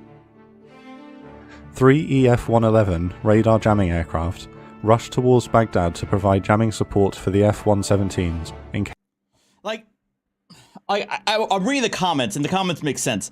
Like, I'm trying, imagine all the logistics and the pre-planning that has to go in place for this is just the air war. Having the B-52s fly out from freaking Louisiana to the U.S. Navy's battle groups firing their first shots, to the AWACS going in, to the first Apaches going in, and now we got these communications. They're not growlers. They're something else. The precursors to the growlers coming in for electronics warfare before the F-15s come in. In case they are detected. With coalition aircraft streaming into Iraq, it's crucial that the stealth bombers knock out comms infrastructure. To maintain stealth, logistics wins war. Yes, Ryan. I feel like America definitely learned that lesson ahead of time. I feel like there are way too many countries that still haven't learned that lesson. The F-117s are unable to use their radios to report on progress. Commanders at the Coalition Tactical Air Control Center, the TAC, won't know if the crucial task has been successfully completed until the aircraft are near the Saudi border on their return journey. The strike aircraft will be deep inside Iraq by then.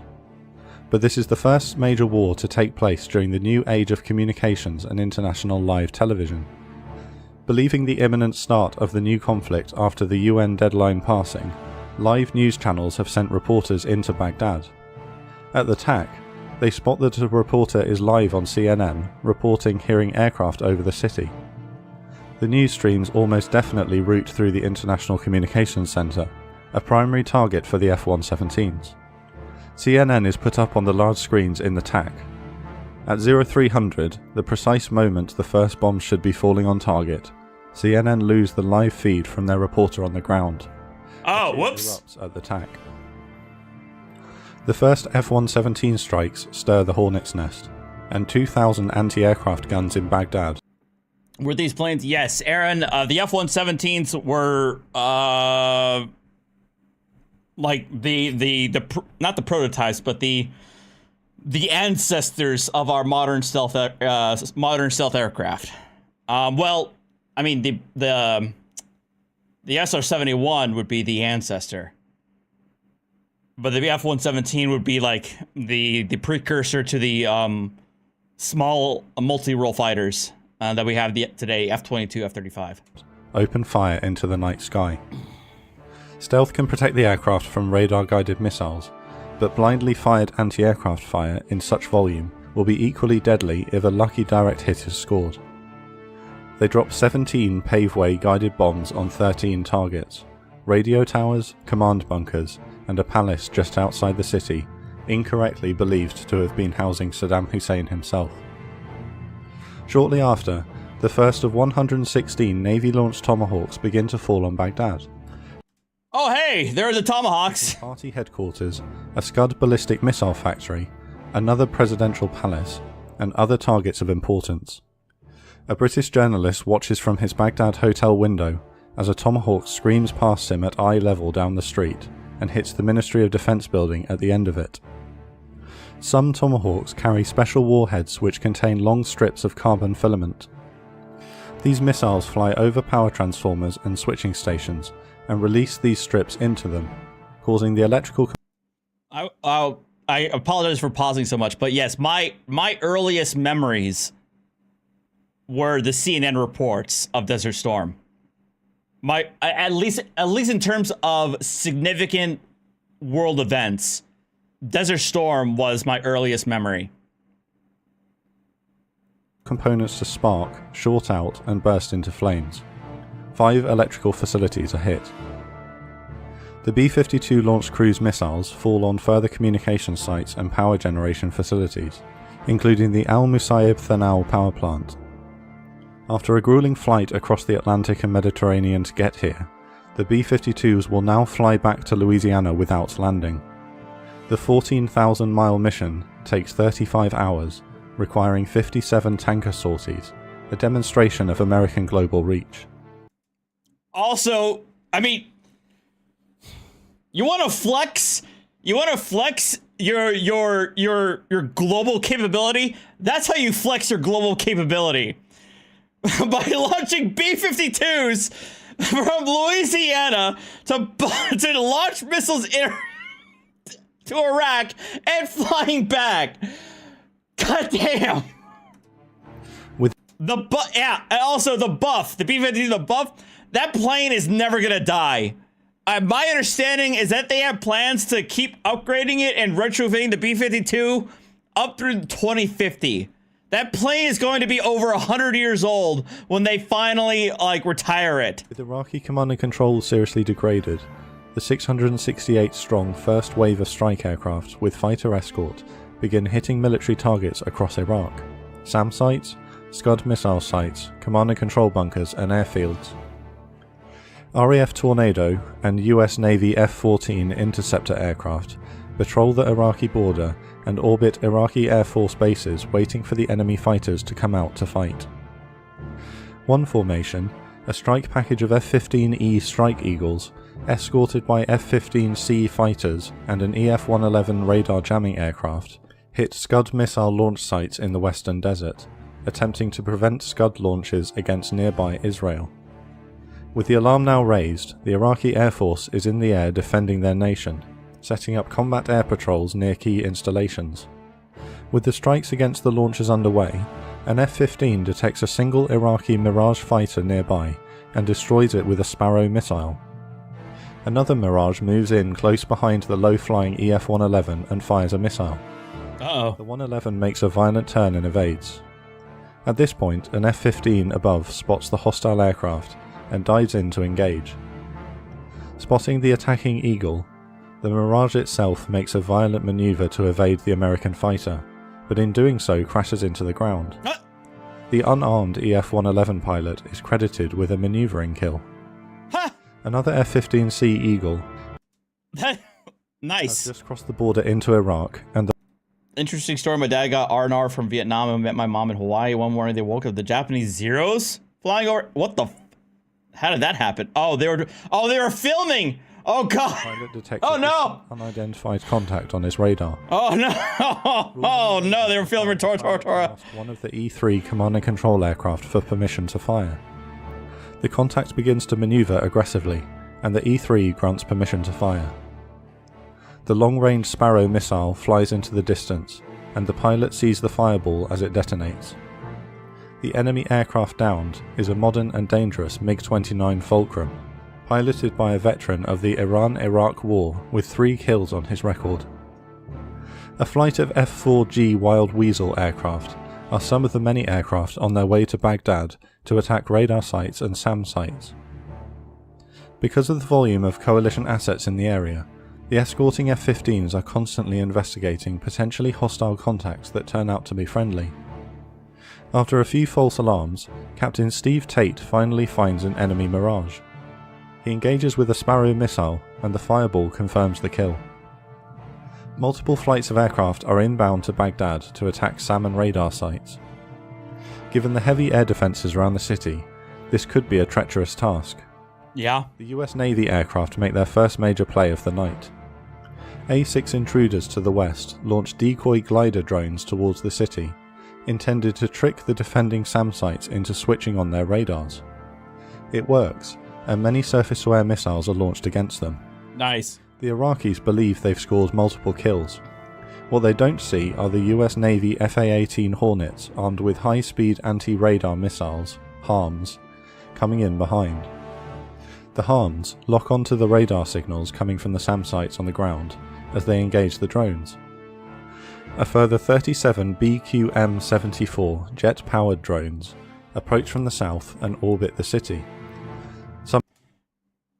Wait, oh, I didn't even realize we had drone decoys to keep the SAMs busy. I didn't even know we had that. Makes sense. Shot down by MiGs, but the rest are tracked and engaged by the SAM sites on the ground. The F-4s and FA-18s move in and launch 75 HARMs, destroying approximately 35 installations. The idea of offering bait drone aircraft to the air defences for the Wild Weasels to engage is that of Brigadier General Larry Pooh Bah Henry. The engagement during Desert Storm becomes known as Pooh-Bah's Party. Another flight of 4 FA-18s are approaching the large airbase H-3 in western Iraq with an E-2 Hawkeye carrier-launched early warning aircraft above. A pair of MiG-29s move to engage the Hornets, but F-15s dive in and easily add 2 more kills to their impressive and growing tally. Yep. With 30 miles to go, the E-2 calls out 2 elderly MiG-21s aggressively attacking head-on. The Hornets are impressive multi-role aircraft.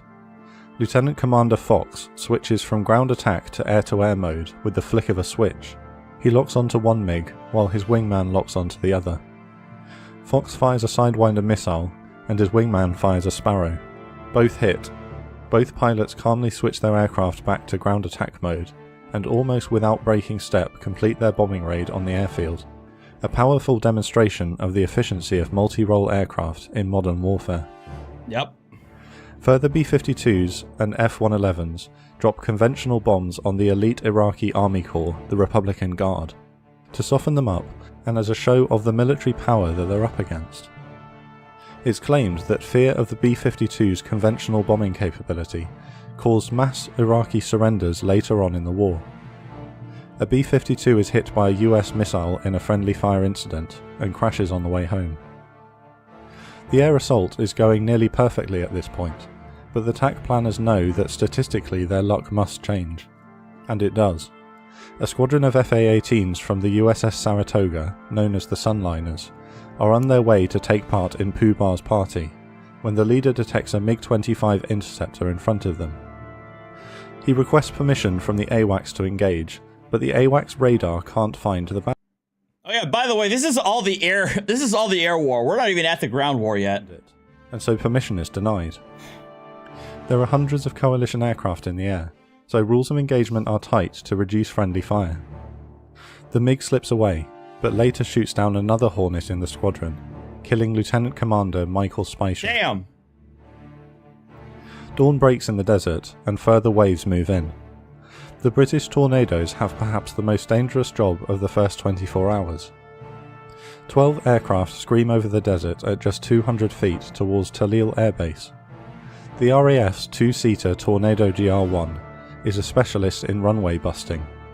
In the first day of a hypothetical hot war with the Soviet Union, Tornadoes would maraud over the border into Eastern Europe to neutralise enemy airfields.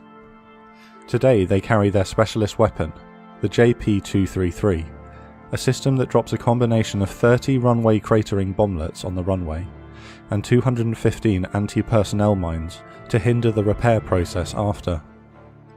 Anti-aircraft fire is much heavier than expected, as they line up on the 2 parallel runways at 180 feet. Damn. Pushing through the barrage, each aircraft releases its 2 JP-233 dispensers. The runways are shredded, and the anti-personnel mines are scattered across both runways and across the airfield, waiting to punish any repair workers who attempt to make the runways operational again. All aircraft make it out, but the crew report that the flak was heavier than forecast, and that they were in fact very lucky to make it back undamaged. A short time later, in the southeast of Iraq, another wing of 4 Tornadoes approach our Ramallah airbase at low level, each this time with 8 conventional 1,000-pound bombs. Just before the target, the aircraft will pull up into a climb and release their bombs, thereby throwing the bombs in an arc at the target. The downward momentum when they hit allows the bombs to penetrate into the ground before exploding, maximising damage. Because the bombs are released at range, a target computer calculates the precise release moment during the climb. Flight Lieutenants John Peters, the pilot, and John Nichol, the navigator, begin their attack run. Ferocious flak opens up on them, and their aircraft is physically buffeted by the nearby explosions. They begin their climb. There's a problem. They have some kind of fault in their targeting computer, and it's not releasing their bombs. Oh no, the targeting computer! They continue to climb as they try to quickly rectify the problem. They're now almost twice the height they should be, and very vulnerable. Peters aborts and rolls the aircraft nearly upside down to bank and dive away. Descending and accelerating, they make for safety, but just after they level out, they're hit by a shoulder-launched SAM. Both men eject, but are captured by the Iraqis, suffering severe maltreatment. The airstrikes continue without rest throughout the day against military and communications installations across the country. By day, A-10 Warthogs hit radar sites along the Iraqi border, similar to those that the Apaches had hit during the night. U-2 spy planes overfly Iraq to search for mobile Scud launchers. I actually forgot that U-2s are still in service back then. Special operations helicopters loiter near Baghdad to pick up downed aircrew. Further coalition aircraft join the strikes from bases in Turkey. 12 French Jaguars attack the Scud missile facility at the Ahmed al-Jaber Air Base in Kuwait, and 4 take heavy damage from flak. The coalition takes some further losses throughout the day, mostly from anti-aircraft fire on low-level missions. In the evening, 4 elderly A6 intruders are the latest to approach Airbase H3 with laser guided. Wait, is it? I thought the U-2 was no longer in service. They split into 2 pairs and attack from different directions at low level. One aircraft is hit by a SAM. The crew eject and are later captured. Another aircraft is hit, but makes it to Saudi Arabia. Over the first 24 hours of the air war, 2,775 sorties are conducted against strategic Iraqi targets. The Iraqi Air Force flies just 120 sorties, losing 8 aircraft. Some of the Iraqi jets flee to their recent enemy Iran. 19 coalition aircraft are lost or damaged in day 1. Damn. Saddam Hussein declares that the mother of all battles has begun. The air assault continues for 5 weeks, pounding the Iraqi. I knew NASA still flew them. I didn't know that they were still used in military service. Military at a rate of 2,500 bombing sorties per day. I remember this photo in Air Force magazine that my parents had. Largely, the Iraqi Air Force, the 4th largest air force in the world, doesn't come out in full force to fight, and therefore the dangerous low-level attacks on airfields are reduced in favour of hitting mobile Scud launchers. 39 coalition aircraft are lost in combat during the air campaign, with another 36 lost in accidents. Gradually, attacks are shifted towards degrading the Iraqi military itself. The ground invasion of Iraq to liberate Kuwait will begin on the 24th of February. Alright. I want to go over this specific instance, though. Shut up. 1, 0. Wind.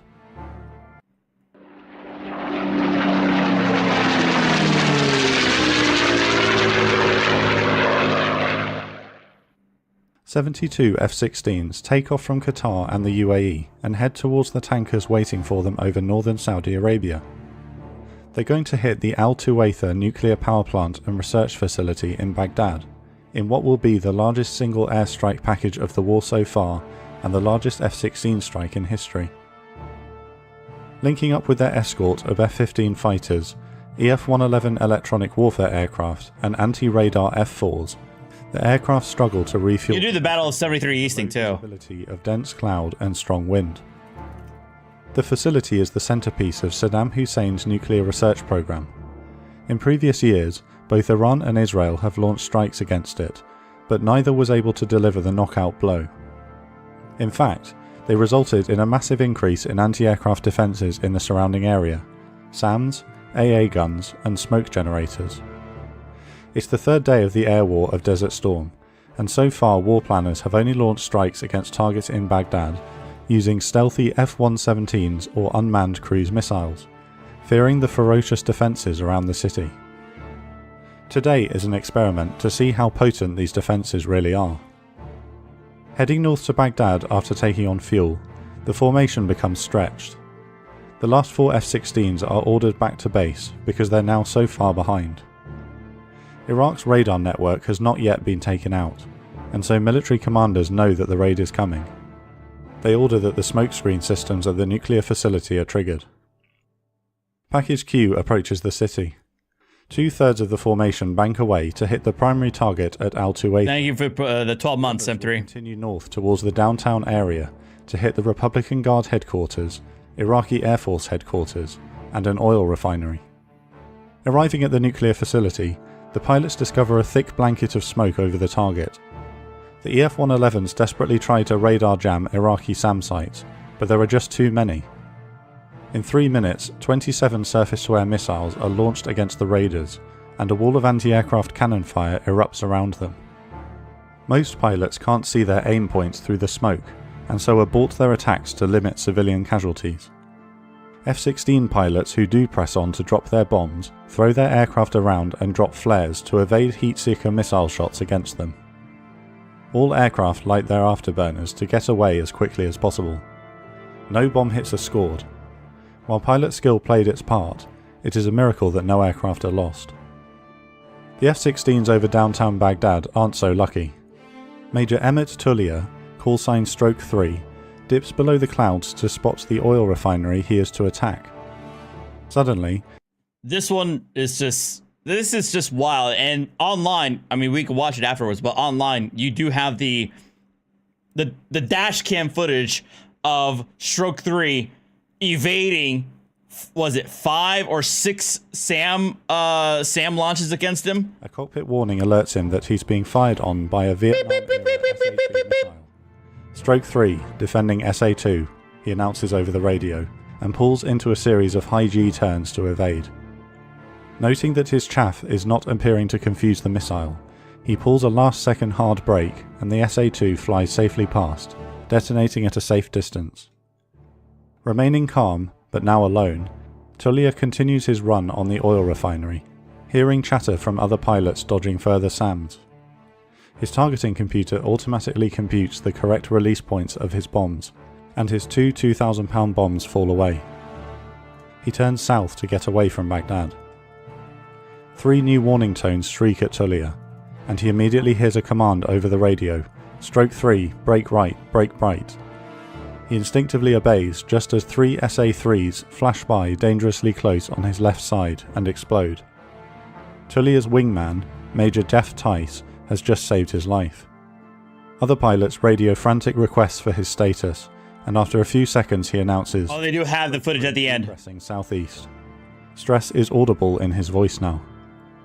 He heads southeast for just a few seconds when a warning sounds for an incoming SA-6. Stroke 3 defending 6, he screams over his radio. He is now panting with the physical strain of the continuous high G turns.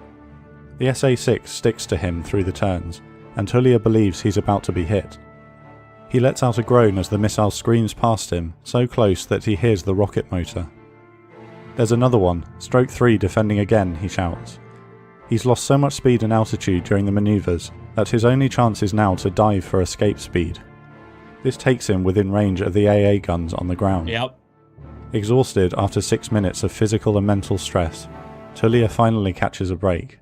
The latest SAM loses lock on his aircraft and drifts away.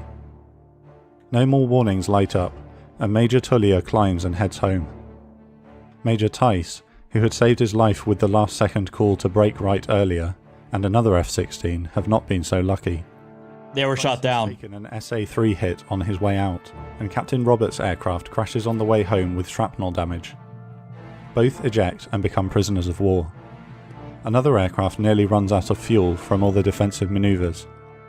An unescorted KC-135 tanker crew dart north into Iraq to bring it home. When Tullier lands in Doha, his ground crew find absolutely no physical damage to his aircraft. Tullier is shocked to discover that his chaff and flare dispensers had malfunctioned. He did all of that through maneuverability. He had no flares and no chaff. He did it purely by maneuvering out of these damn missiles. What a goddamn legend. And that he has just evaded 6 surface-to-air missiles using maneuver alone. The raid is a failure. While the oil refinery is put out of action, no significant damage has been dealt to Saddam's nuclear facility. It's lucky that only 2 F-16s have been shot down. The experiment has failed, and from now on only F-117s and Tomahawks will go to Baghdad. Here. Stroke 4 was hit. Stroke 3 egressing southeast. Stroke 3 go southeast now. Bogey, Ike, 09069. Right 2 o'clock. Okay, Sam Lodge, stroke 8, nose 5, low. Switch, negative contact. To see the smoke right there. Stroke 3, telling me. 120. Now it's close. Negative contact. Second one, break. That's 2. Okay. Stroke 3, defending, goes. That's only a portion of the video footage, but yeah. Yeah.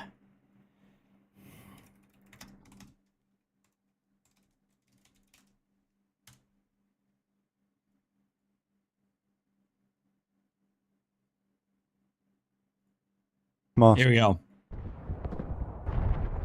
This is the Battle of 73 Easting, the largest tank battle since World War II.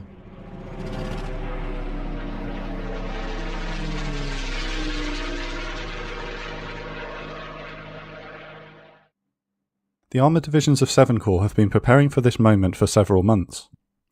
They edge eastwards, peering through the sandstorm to find the Republican Guard, who are waiting for them in the murk. The largest tank battle since World War II is about to begin. I said that! On the Great Tank Battle of 73 East. I already said that! By World of Tanks. Roll out into the combat zone to do battle against 100 million players on PC, completely free to play. With over 550 light, medium and heavy tanks, destroyers and artillery, there is always a new and exciting way to take on your enemies. Engage across open fields, climb hills, sneak through forests, tear across deserts, and pick your battles in urban and industrial zones in over 40 battle arenas.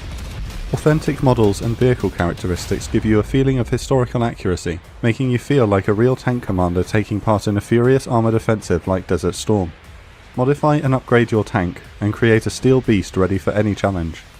Download World of Tanks today with the link in the description.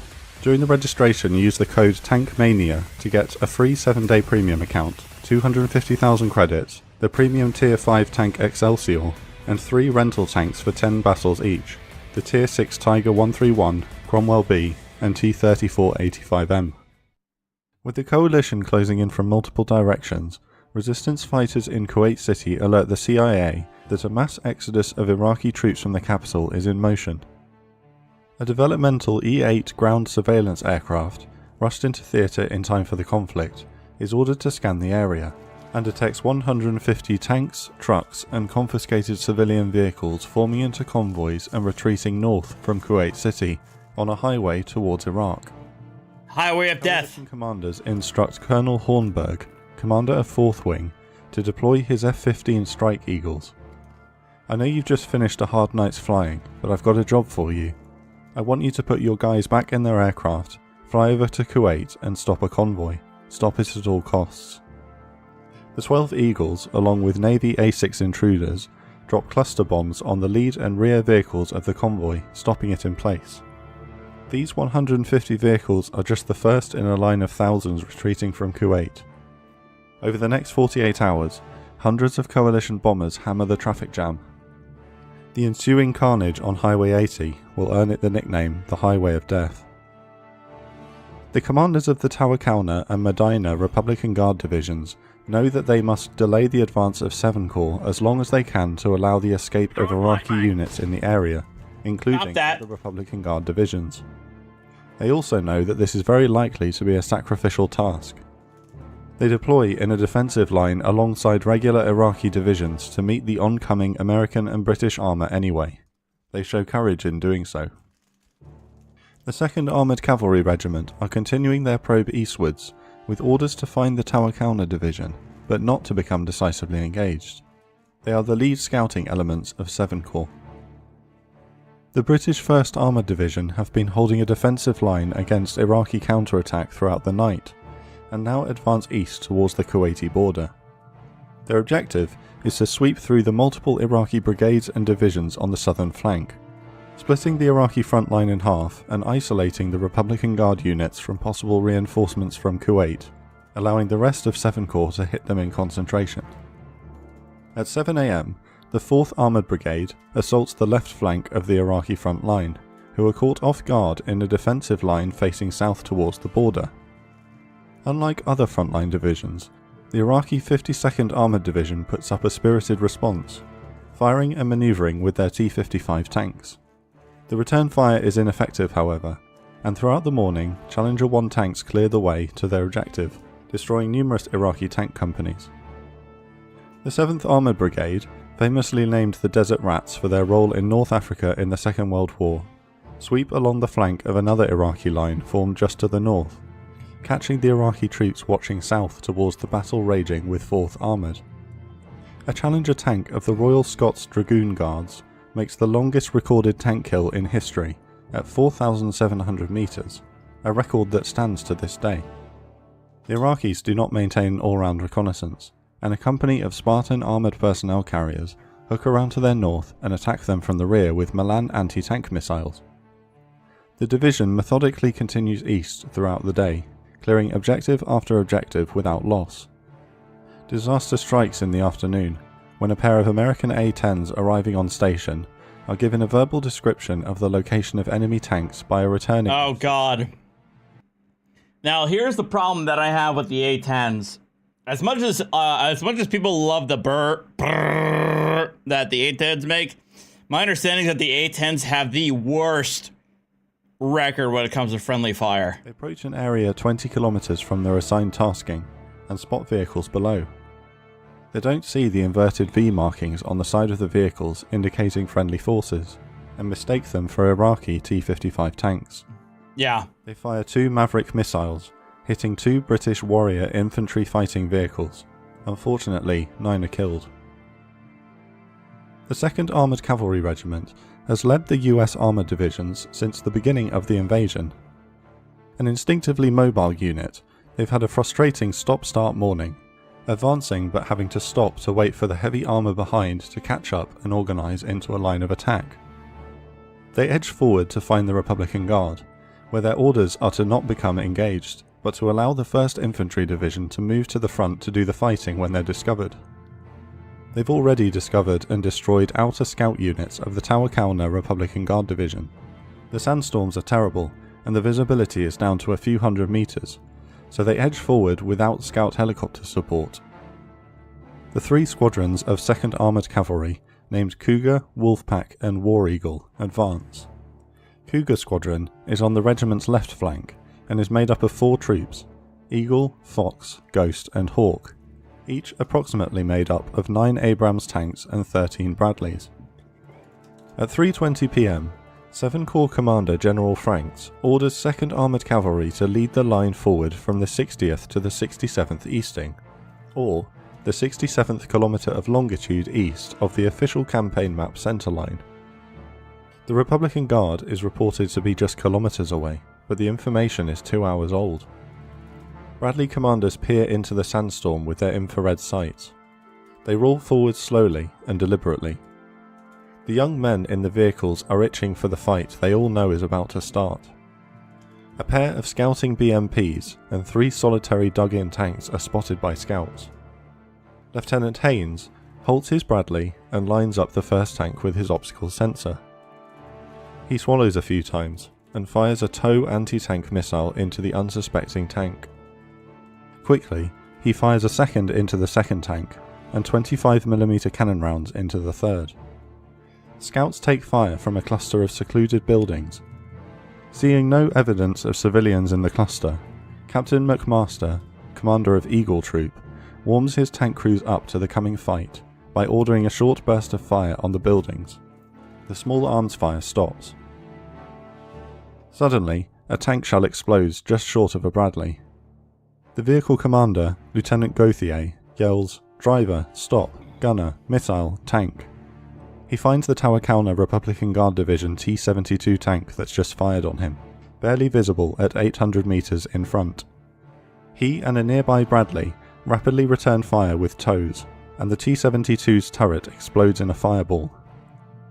McMaster senses that a major combat engagement is imminent, and calls over the radio, "Eagle Troop, battle stations, go to tank's lead, we're going to tank's lead."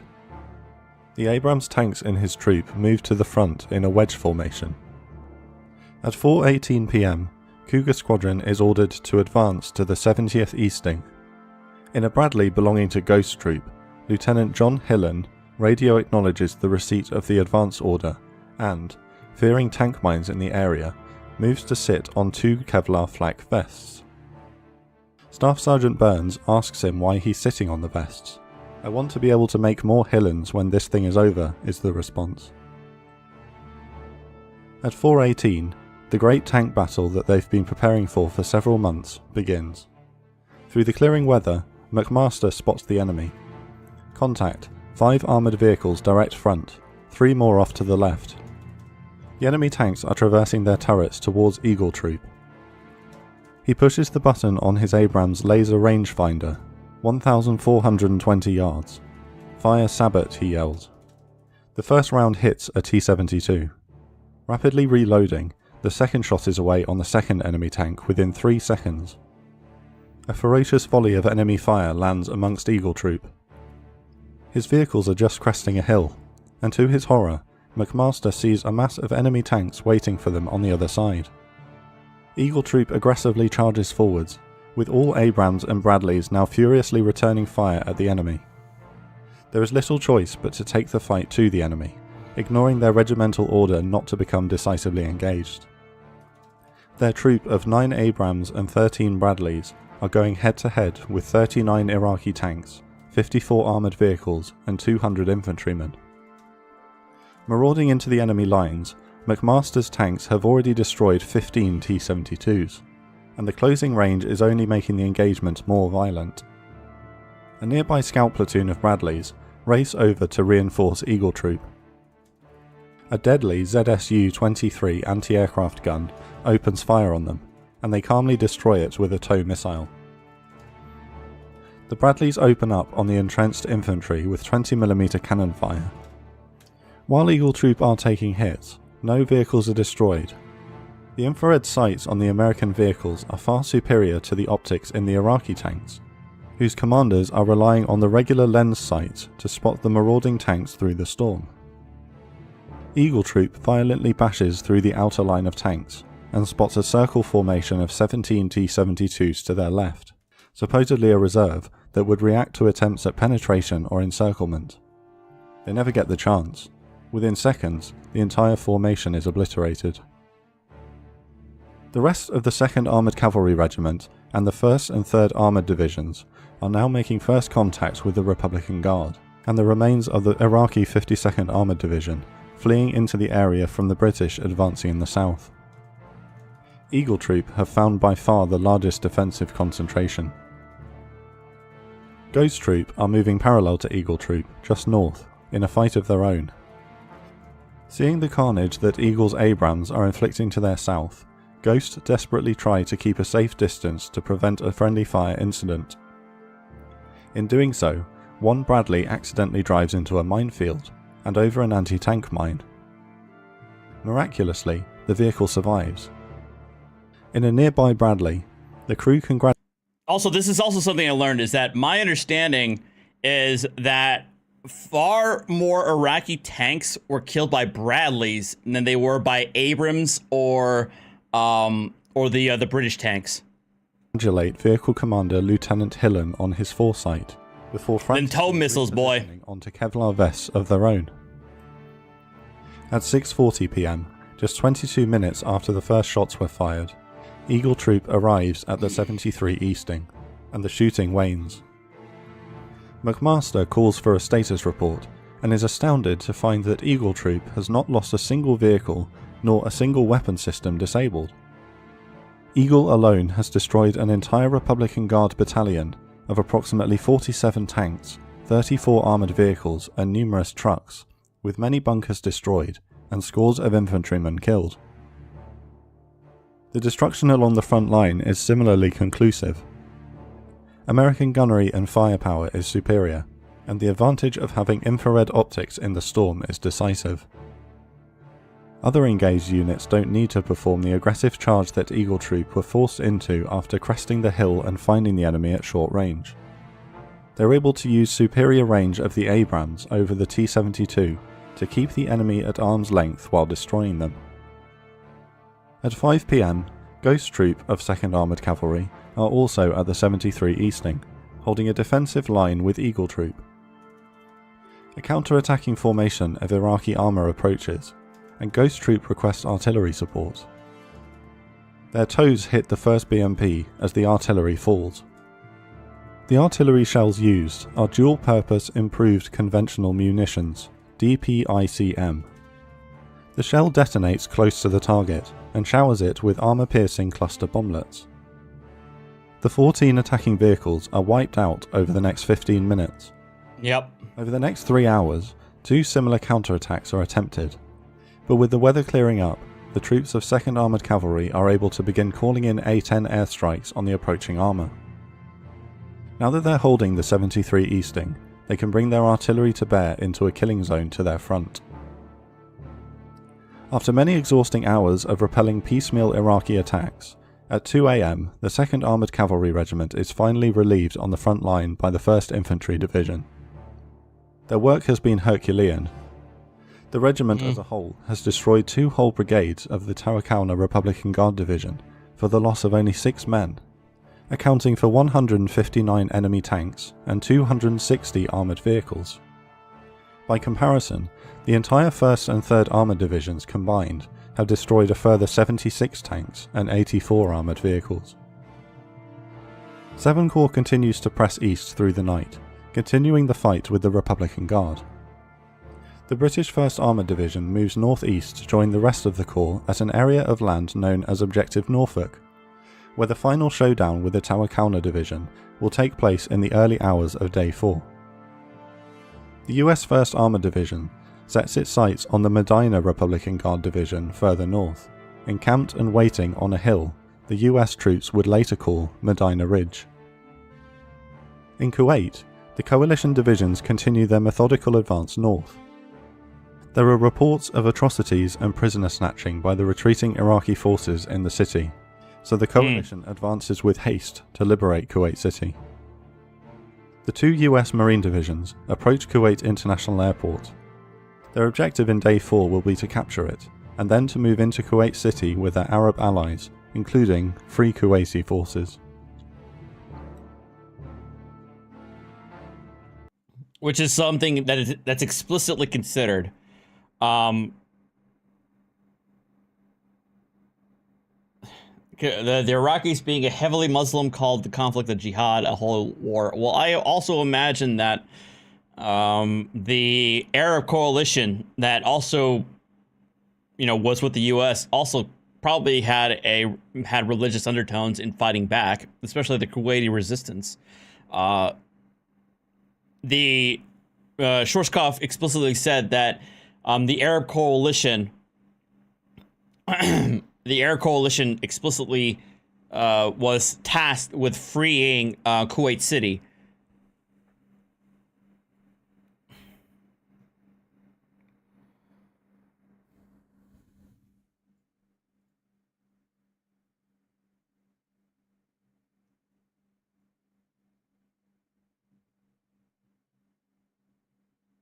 Wait, is this an actual live police chase? Occurred. Hopefully that they're okay. But right now we are on the 134 freeway, I believe. You can't get any more American than this. On the freeway right now, and I'll try and find out where we're going to be heading here next. We do not know how many people are in the vehicle.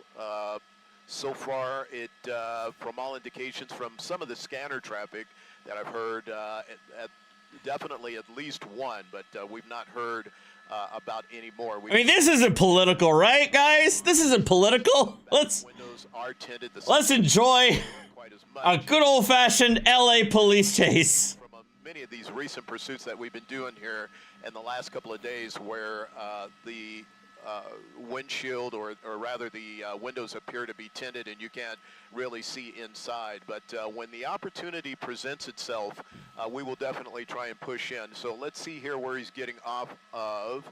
It looks like this is going to be, I'm going to try and get this street name for you here for you pretty quick here. Again, I'm got some technology glitches up here without a map, so I'm going to have to. He's in a Prius. It can't last for that long, right? Maybe. Uh-oh. Is he literally just stopping for traffic? Or is this it?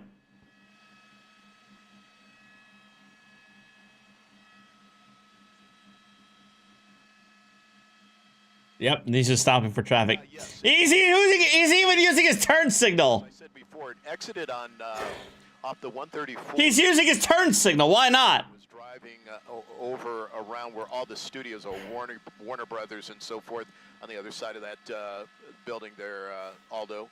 And he was driving around that area, traversing around some of the residential areas into an alley where he paused momentarily. Clearly had to be looking at LAPD in his rearview mirror and trying to determine exactly where he was going to go next, maybe even playing a little bit of cat and mouse with them, because as he was pausing in that alley, they did kind of stay their distance away to see what he was going to do. So an Arkansas State Trooper would probably have T-boned his ass by now. So they can anticipate where he was going to be turning. Okay, making a right-hand turn now. He's going eastbound. Again, I'll get a street name here for you if I can. But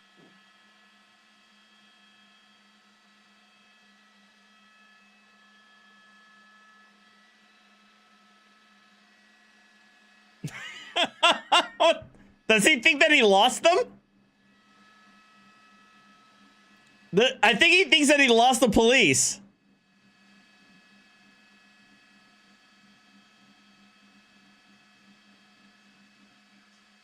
There's no sense of urgency anymore. I heard your question there, Annabelle, and yes, I would agree with you that there are opportunities for perhaps a spike strip, if you will, but I think the pursuit has not been going long enough for this suspect to develop any particular pattern so that they could determine exactly where to introduce a spike strip. Now, we are hearing radio traffic that LAPD has terminated this pursuit. Again, they terminated this pursuit for now. And something that they often do, as this is a property crime, not a violent crime, a murder, an assault, or anything like that, but a property crime. And so they have chosen to pull off of this pursuit. I'm going to try and see. Well, that's lame. Airship still surveilling from the air. However, they have terminated this pursuit, at least for the ground, at least temporarily, if not definitely. Well, that's lame.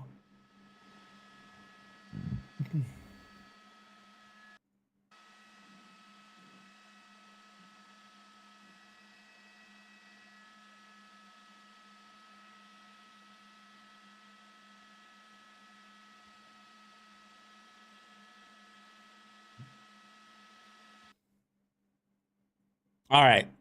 You know what? That's lame. Let's do this. All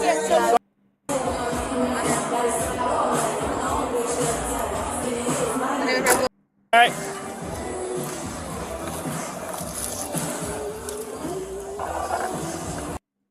Skinny. Should wear. So this one is allegedly an Uber customer got very upset with the Uber driver and allegedly ripped off the Uber driver's rear windshield. Wearing a red shirt underneath. Yeah. This lady is not the perpetrator. It's a different individual. Hi. And then now you can turn around. It's not me. No? All right, cool. Here's that for you. She's with a drunk lady and two guys. I think that's the rear windshield wiper. Right over here. They were sitting over there. Hey, give me a second.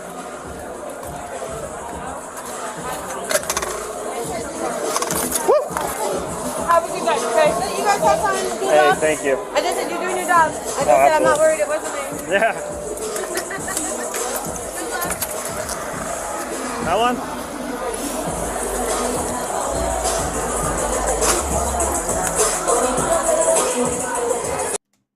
This individual is the alleged culprit. All right. So, can you step back? Wow. Jesus. All right. No, I'm not offended. I understand what you were doing. No, you're good. So it's just really loud behind us. So I guess you guys ordered an Uber, right? We did. All right. Did you guys have an argument? No. We did not. He pulled away. He pulled away. Did someone we pull on off that side of the road versus this side of the road, and Yeah. we disputed. I don't know why she's back here. Okay. Yeah. Did someone pull? You didn't have that.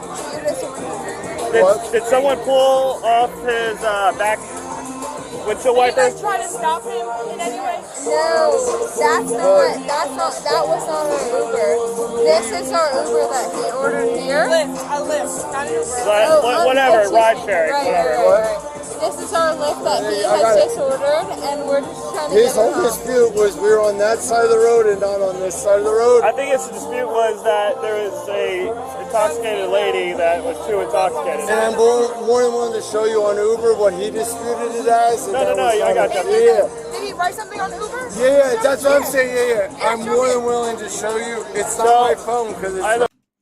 Meanwhile, we got this lady who is struggling real hard. Hey, someone pulled off. Watch out, there's puke there. Bleh. Someone Uber rebooked it right now because he's so what happened is that someone pulled. Uber rebooked it. Okay, that's fine. So this is Carrie and that's her father. That's okay. Don't disregard this. Well, you know how to disregard the young guy.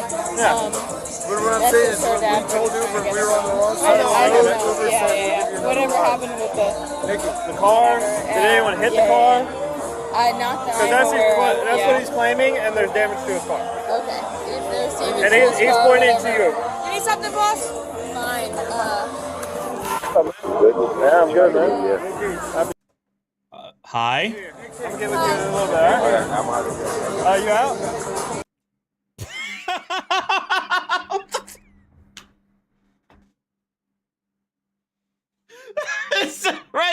We got a random dude coming to the cup. Hey, what's up, man? I'm heading out. You be good. Alright, man. Hey. What you got going on? That would be all right there. That's all right. We're just trying to get her. I got you. Whatever you need to do. Give me a second. What's going on, boy? Just damage to the vehicle. Alright. That's all right there. That was the one that I was talking to? Yeah. Okay. So, I mean, she's intoxicated. They're both intoxicated. Alright. I mean, the damage is less than $25. Because when I looked at it, you're able to connect it back on, that it comes all together as one piece.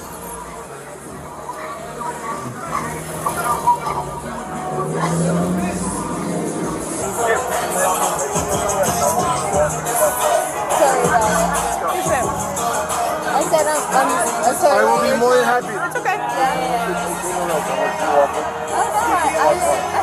I will help you with anything I can. I said But I'm sorry Uber for your time immediately. dealing with I got that. Uber immediately revoked I us. understand, but we're in an investigation right now. Totally agree. So if you guys are trying to get her out, we can But get her out. we immediately disputed with Uber for what the fact he did. I know, but we got to get both sides and we got to figure out what's going on, And okay? I'm going to stay all night long. I'll stay all night long. I know you all. I will see you around here. I love you, but that's just her daddy. You got an ID on you? Oh my god. Yeah, where's my clutch? Tim! Do you have a clutch?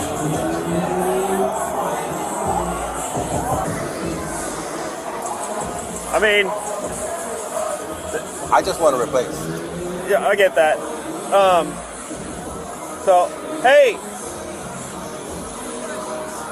No, I know, but she's... Alright. I would contact the company then. Contact who? Huh? Contact who? Yeah. Lyft? You can do lift and then Lift, I'm doing it. lift it through. Yeah, I think you already disputed the charge for them, right? And I did. I just canceled the ride. You just canceled the ride. I would. Do you have some kind of tracking? I was trying to pull it up, but I can't. It's not coming up. I know sometimes you can get with the company about it, but is it really worth $25 to take someone to jail for right now? I'm just especially to start kicking my car up, man. No, I get it, and like I said, I've already assessed the damage, obviously, and she's drunk. So I do want y'all's opinion on this. What do you think about the cops, the male cops, mannerisms here? Do you think that he should be encouraging the driver to not press charges, or should he just purely leave it up to the driver to make that determination? I'm curious as to y'all's opinion on that. Drunk. He's drunk. The other lady is drunker than them. I'm glad you didn't take them because they would that throw up would have been in your car. So yeah, we'll talk to her. Obviously, tell her, you know, she could have been charged and all that. But Hey, come on, let's get out of the road. Hey, no, come over here. Stay over here. She needs to get them home right. So I can see where Jay's coming from. Jay's like, is it really worth the trouble to press charges for something that's like a $25 fix-it, or that that there really is no harm, no necessarily harm or foul? Or are you also looking at like, hey, no, this lady like flew off the handle and damaged my property? I think it's I could see where the cop is coming from, but at the same time, we also know that, you know, the cop can also be motivated not so much by the NAP, the non-aggression principle, and more so like, I don't want to deal with the paperwork. Whereas the victim, you know, if you're the Uber driver, like this lady like got heated and messed up my car. I don't know how much it's going to cost me. So it's like, what the hell? So there's a back and forth. As to why, I'm more than happy. I called the Uber. I did every. Okay, so you can go over there, but I need her. But I did everything. She did nothing. Okay, you got an ID on you. Why do you need my ID? Because I need to identify who you are, because I'm in investigation right now. For what? But she didn't do because anything. somebody is claiming that there's criminal mischief here and that you broke his car. And I'm the one so that I need IDs from you guys. Yeah, I don't think so. I called the Uber. I did everything. I need your ID. I need your ID. She doesn't have it. I need your ID. Yeah, that's not happening. I don't know what And we're more than willing to help. We're more than willing to help. 17. But there's two sides to this story, and it's a whole other. No, I side. don't need your card. I need your ID. Don't walk away. Don't walk away. No, now, before we can make any decision, they are still investigating this. This is an investigation, and she cannot like just leave the scene when she is implicated in this alleged offense that they're investigating. So she cannot leave. So I think the female officer is within her rights to put hands on her to make sure that she doesn't leave. Don't fight. Yeah, I think he just swung at her. What the hell? I need your ID. Don't walk away. Don't walk away. Don't fight. I don't have time. Nikki, no. Get to the ground. No. What's happened here now? Uh-oh. No. Get her off me. Get her off. We're good. We're good. Get back up. I will tase you. No need for I will tase you. We're good. Guys, we're Give me your hands. I will tase you. Today, what are we doing right now? We're good. I will tase you. Nikki. Relax. Relax your hands. What are we doing? Guys, what are we doing? What are we doing? You got your handcuffs? We have that, Elio. Yeah, I know. She did nothing. What are we doing? Guys, what are we doing? Hey. Guys, what are we doing? Yep. Ready? What are we doing? What are we doing? Relax! Get off me! Get off me! What are we doing? What are we doing? Your arm. Yep. What are we doing? Give me your other hand. Yep. Give me your Get other her hand. other hand. Relax your other Give me your hand. other hand. Yep, and now she just made it that much worse. Thanks in part to her drunkenness. Give me your other That hand. Elio. I have no idea. And we're getting there too. Nikki, don't resist. Give me your other hand. Give me your other hand. Simple. Give me your other hand. There. There you go. Yeah, handcuffs? Yeah, handcuffs. Got it? Yep. Guys, what is wrong with you? Get off me! I am not a threat to you! Get off me! I am not a threat to you! She is not. Get off me! What is wrong with you? Oh my God! Hey, Marnie. 7-2 Central. What is wrong with you? I am Code 4. not a threat to you! 10-12, female. In front of 509. What happened here? Let me please stay with me. Nikki, I got you. Stand up. Can I take these? Just stay with me. Yeah, hold on to that, actually. Okay, just stay with Alright. me. Don't leave. Nikki, I'm not leaving. Don't leave. Don't leave. That's her phone, right? Yes. That's my phone. That's her phone. Don't leave. Please. You can clear bridge traffic. Reader to her side. Hey, you're being charged with battery LEO. For what? You just hit an officer. That's battery. Why were you grabbing me? Well, the reason why she was grabbing you is because you were leaving the scene of an investigation. And you were a primary individual involved in that investigation. So no, at that point in time, you were not free to leave.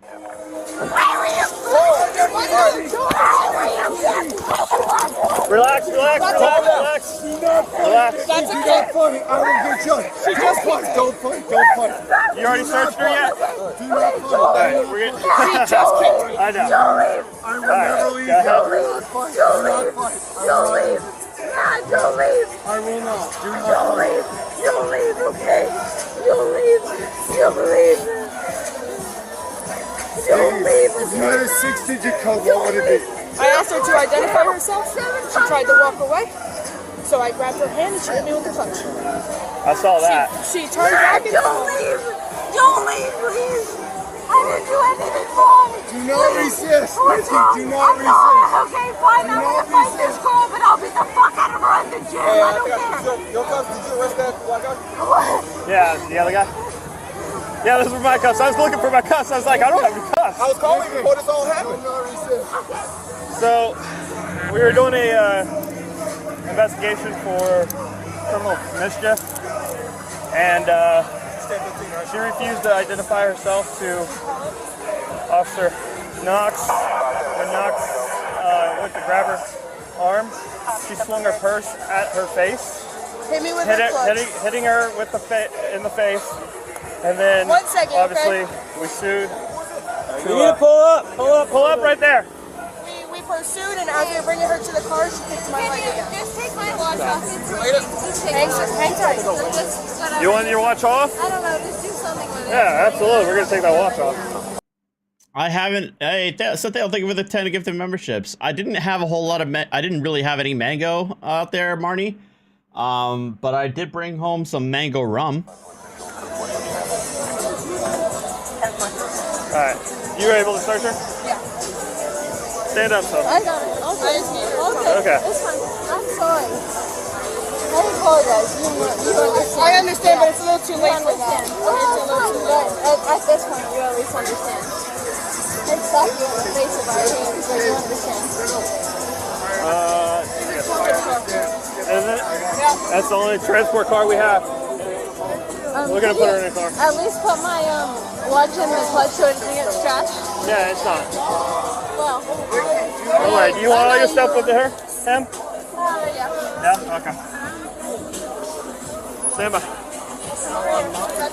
Hey, are you serious? No shot. What did she do? Hey! Oh, she kicked her. She kicked her again. Why? Why would you do that? What? What?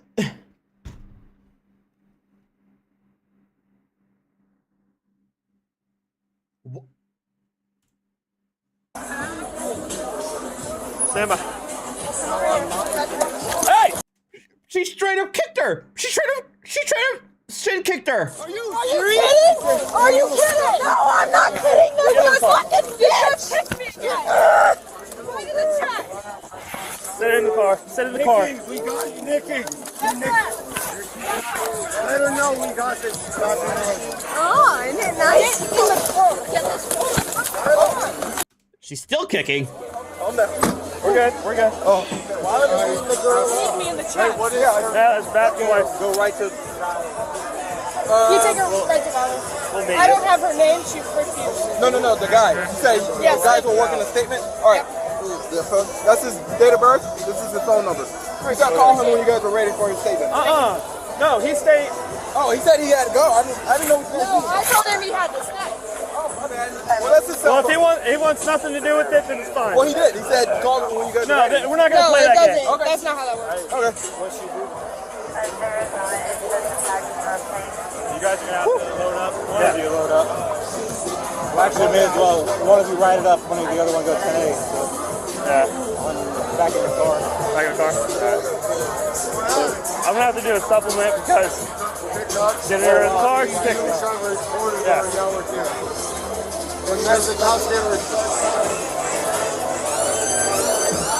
Hello, dude. How you doing? Crazy. I got a weird night, man. Yeah? Weird people everywhere. Dude, I've been tackling people left and right tonight. There was 6 people kicked out of one bar. And like, this is weird night. We had to Uber and She's lifted her knee and physically kicked me in I the know, chest. she kicked me in my chest as she was getting in. Are you alright? You want some water or anything? I appreciate it. I have water, Red Bull, whatever you need. Love it. Now that's how you know you're doing right. And when you want police in your area, this guy knows how to work it. Like, you want water, you want Red Bull, whatever you need. That's how you build rapport. Whenever you want police help to get people out of your, get the crazies out of your hair. Hey man, I'll see you later. All right. Anything I can do? Now she's going to jail. She kicked me. She hit her with a purse. I tried to tell her not to do that shit. Obviously, she had too much to drink tonight. Without a doubt, but this didn't have to happen. Hey, I'm sorry for the shit you went through. Nicole was charged with 2 counts of bettering a law enforcement officer. Was he actually trying to did he not know her and was trying to pick her up at the end of the and resisting that actually that would be really funny. With violence. She was later sentenced to 24 months probation and was ordered to pay a fine. She later violated her probation and was sentenced to 60 days in jail. Good. All right, this will be the last one. On January 22nd, 2024, officers in Oklahoma received a call from staff at Lowe's truck stop about an unwanted woman on their property. Uh-oh. The woman, identified as 52-year-old Kimberly Cooper, had been staying at the truck stop in a gray Dodge truck for over 2 weeks and refused to leave. Kimberly kept asking customers for money and cigarettes outside the store, prompting staff to call the police. Upon arriving, officers spoke with the staff to help locate the suspect. Here's what the officers did next. Where's she at? Matt, where you at?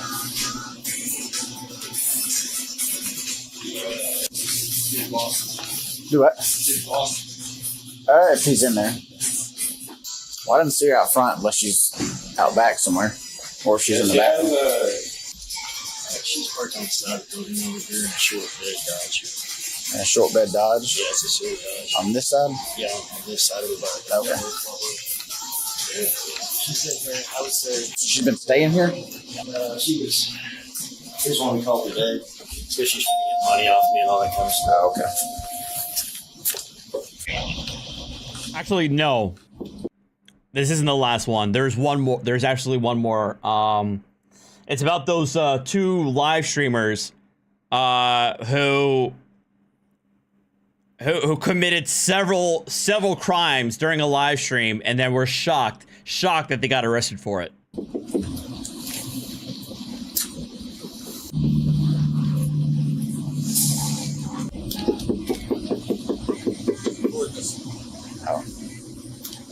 Police department. 1860 Texas. Police department. Frank King Victor. Open the door and talk to me. I can't hear you. Open the door. I can't hear what you're saying.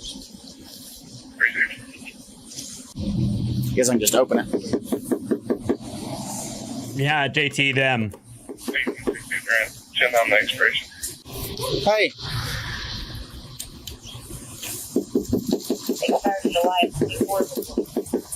Hey.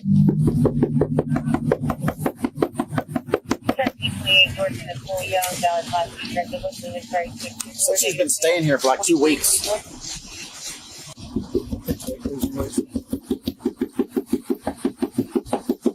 Open the door. We break it. Huh? What point do we? What? 1688 rent. Can you confirm with the RP they want her to trespass? It's not. It's not. She's on 911 now. You obviously don't, or you wouldn't be doing this. Yeah, firm. She's refusing to exit the vehicle. Open it or I'm gonna break it. We're gonna break the window if you don't open it. Are you good? I'm gonna grab my baton real quick. If you would, go ahead and start with the supervisor. We're careful. Uh-oh. 113 real quick. 113, Open it! 1426 Open it! No. Oh. And she's gone. 1688 grand, that's 63. She just tried to run us over.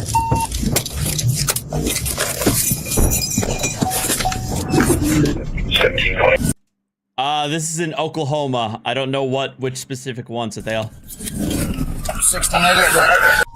She took off westbound. I busted the window and she tried to run us over. Early model, green single cab, Dodge, speed of 80. It's got a paper tag on it. Westbound, approaching Cardinal Glass.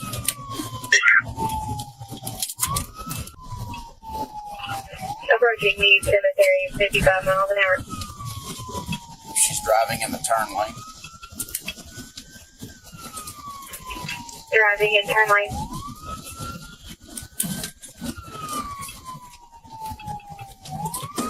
$1688 Grant. Troop is taking primary. I'm now secondary.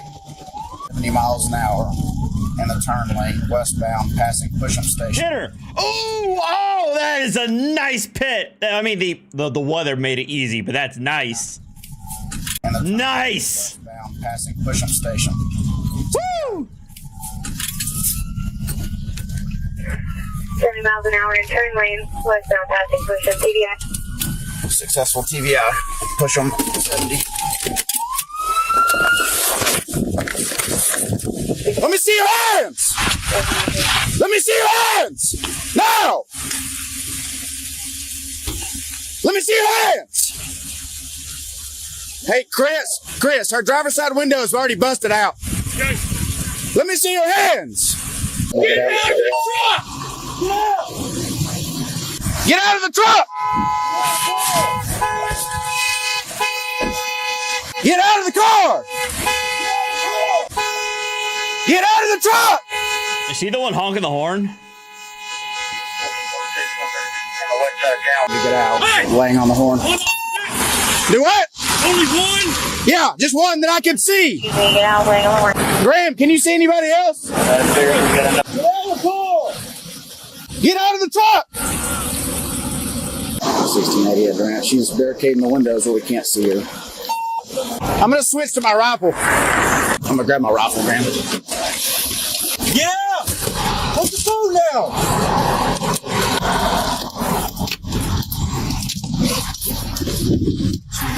Watch back. No, we'll just hold her until.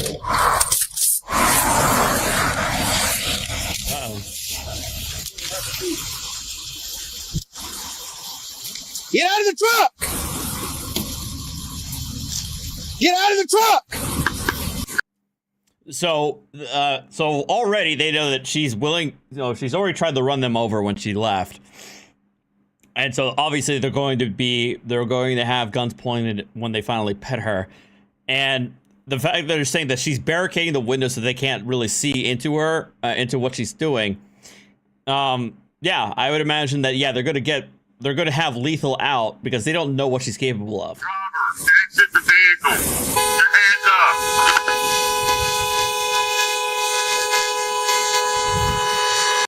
Other than being obnoxious and laying on the horn. Let's get one unit. Go around. Go up the hill. Use that cover concealment.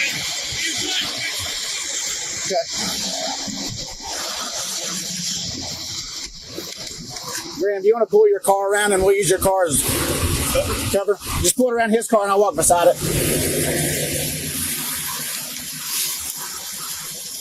She's still refusing to get out of the vehicle, barricading the windows. I'm going to walk around the other side, Graham. Female still refusing to get out, barricading windows. Oh, what you got, Graham? Go ahead.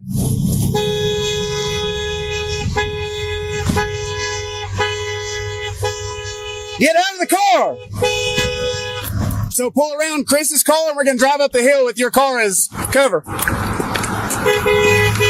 Slow down a little bit. Where you at, Chris? Get out! Go ahead, Graham. Yep. On the ground! She's out. Get on the ground! She's out. You're good, Graham. Get on the ground!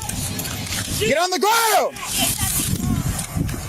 Grant, she exited the vehicle. Get on the ground! Going back eastbound. Get on the ground! Get on the ground!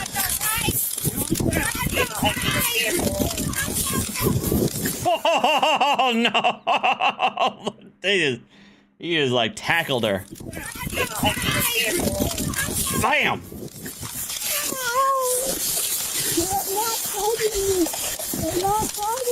All right, we're good. Use yours. Should have listened. I did nothing illegal. Got a little. You are. Okay. That's my right. Okay. My brother rights. Well. Okay, hold on. You're all right. About to get you up. Oh. Please. Oh. Ow. Ow. Ow. 1688, Grant. I have a medical condition. Okay.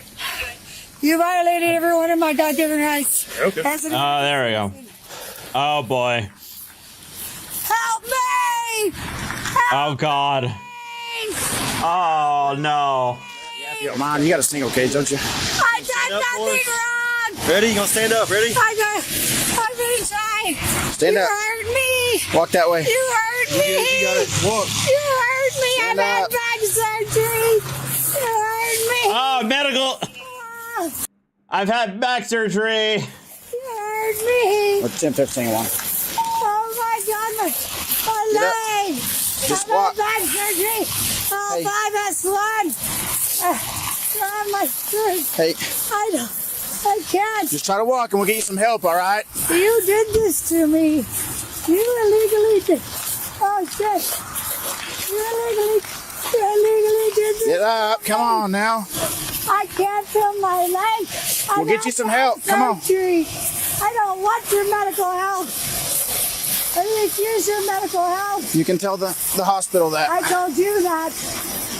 You had I haven't no pat her down rights. yet. You're No. Seems like that. Okay.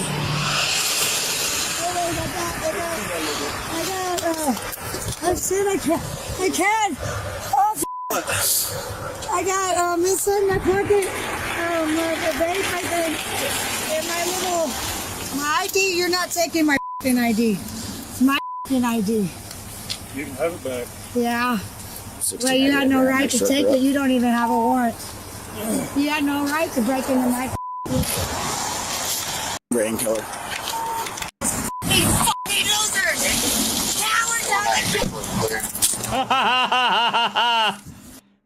Doris, interrupt us.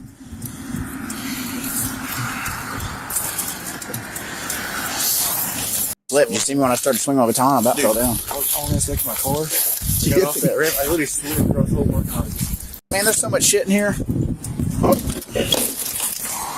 The suspect was charged with misuse of 911, resisting arrest, obstructing an officer, and eluding a peace officer.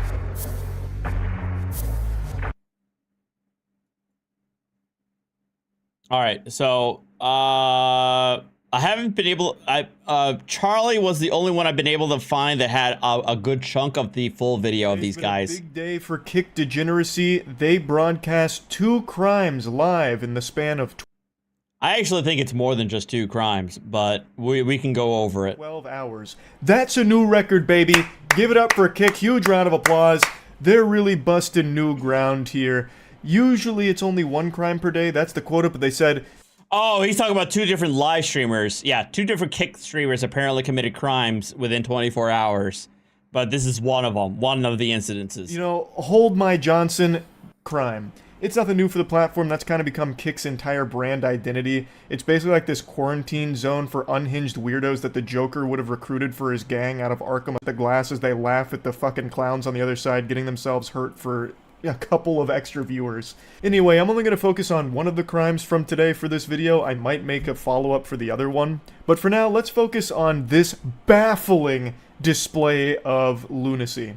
So, a Kick streamer harassed this couple in public. The couple then started arguing with this loser, who got so butthurt that this couple dared argue with him and touch his phone as he put it in their face, jamming it down their throat like he's giving them a fucking endoscopy, that he, in response to their argument and touching his phone, pulls out a gun and starts threatening to murder them. He says multiple times that he's willing to blow them away. He's ready to kill these 2 in cold blood because his feelings got hurt that they insulted him after he started shit with them. So, yeah. So the initial instigation is that this couple was, and I'm pretty sure I walked over this overpass when I was in Vegas last year, or not last year, a couple of years ago.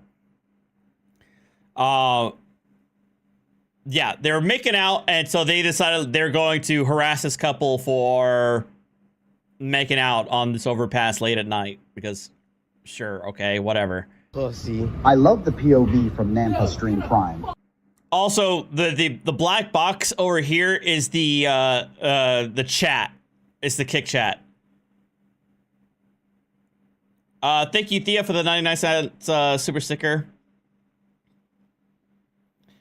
Richard, I have not seen that one, Richard. I'll probably save that for another day, though. I did see that in my recommended, but I'll save that for another day. This is going to be the last one. It shows the real you. You gotta appreciate your height, your balding, and your few palm art. Who's gonna sock who's gonna sock him in the face? What are you doing? You better let go of his shit. Turbo Douchebag has his chat on screen, and I had to censor it because they just keep saying some awful shit and putting links to things that I have no idea what they are, but I'm not taking any chances with it. They just keep calling this woman a whore. So he went up to her, he started insulting them, and then the chat was like, "Whore! What a whore! Look at her! There's a whore around! Hey, anyone else just sneeze? It's because we're allergic to whores!" That's like his whole chat. Great community he's fostered here, and that sounds about par for the course for this kind of content. If you can even call it content, all it is this guy trying to turn himself into a human punching bag, but he's so fucking sensitive he can't even play that role well. He can't even be the heel. So the second someone challenges him, like here with the woman, like insulting him and then like slapping his phone, he snaps and brings out a gun. Oh yeah, I got burnt, bitch. So Charlie ends up saying this, but one of them ends up pepper spraying her, which is already a crime. Shoot her. Yeah, she's in there grabbing my phone. Oh, you want problems? You want problems too? You want problems? So right there, you can hear it, but he lifts up his shirt. I feel like he lifts up the shirt there to show that he has a gun on him. You want problem? You just grabbed my phone. You just grabbed my phone. You don't touch my shit. Don't touch my shit. Don't touch my shit. Don't grab my shit. I'll promise you I'll shoot the shit. I promise I'll shoot you. And now he's got his gun right there. Bro's got the Glock set to Wumbo here. The size of this what even is this firearm? Piece is actually pretty crazy. Maybe it's just like the angle of the camera here, but that shit looks like a Roblox gun. What an incredibly stupid thing to bring a gun out for, especially considering. Well, it's not just brandishing. Well, it's brandishing plus it's also assault. He started this. I don't know. Like in most states, the act of lifting up your shirt to show that you got a firearm on you, it can be defined as assault in many states. How he would never expect someone to slap his phone when he's actually putting it directly in their face. He is basically the one that's instigating a physical confrontation, not only by being an insufferable douchebag that's harassing random people, but he is getting as close to their face as he possibly can, like trying to put their skin under a microscope. Like, I have no doubt if you looked at his footage, it'd probably look like Ant-Man when he was shrinking to get to the quantum realm. Like, he is so close to them. And the natural human instinct in a situation like that is to swat that garbage away. Like, I don't know how he wouldn't expect that. I promise you. Why would you? Oh, he took it out of his bag? Okay. You don't understand what trouble you're getting yourself into. What trouble? Let go of my shit. I promise I'll blow you away. I promise you I'll blow you away. I promise you I'll blow you away. I mean, that could be terroristic threats. I promise you. You about to get blasted. Alright. What? Leave Dolbox Beaver. She touched us first. She touched us first. He even goes as far as to say that she touched us first, as if he had nothing to do with how this whole thing started. It's her fault. She's crazy. Someone help. Crazy lady. She hit my phone. So I'm going to kill her. And it's justified. I feel threatened. She hit my phone, so I'm gonna start shooting. Alright. It is 100% his fault, and he is 100% a bitch for this. To pull out a gun on two people that you've just harassed and are now willing to kill because they dared argue with you and touch your phone that you were shoving in their face, you are such a piece of shit. Alright, I could. It's public. It's public. Put your fucking alright, yeah. Fuck out of here. He fucking sprayed, dude. He fucking sprayed. He sprayed all Get out of of us. here. Alright. Please. High point C9 9mm. Alright. I'm a fucking you stupid. It looks like a poor man's Glock, but I imagine that's probably it. Now you can hear the other guys say, you sprayed everyone. So I'm thinking what happened here based on the rest of the clip and also the events preceding it. One of the people on this goober squad, the fucking goof troop here, actually maced the couple. The Charmin Ultrasoft squad not only brought out a gun, but then also maced the couple because they dared argue back after being harassed by this loser, and then slap his phone. That is craziness. To me, this seems like these streamers are using this content as a convenient excuse to try and get a rise out of people, and then assault them. Well, yeah.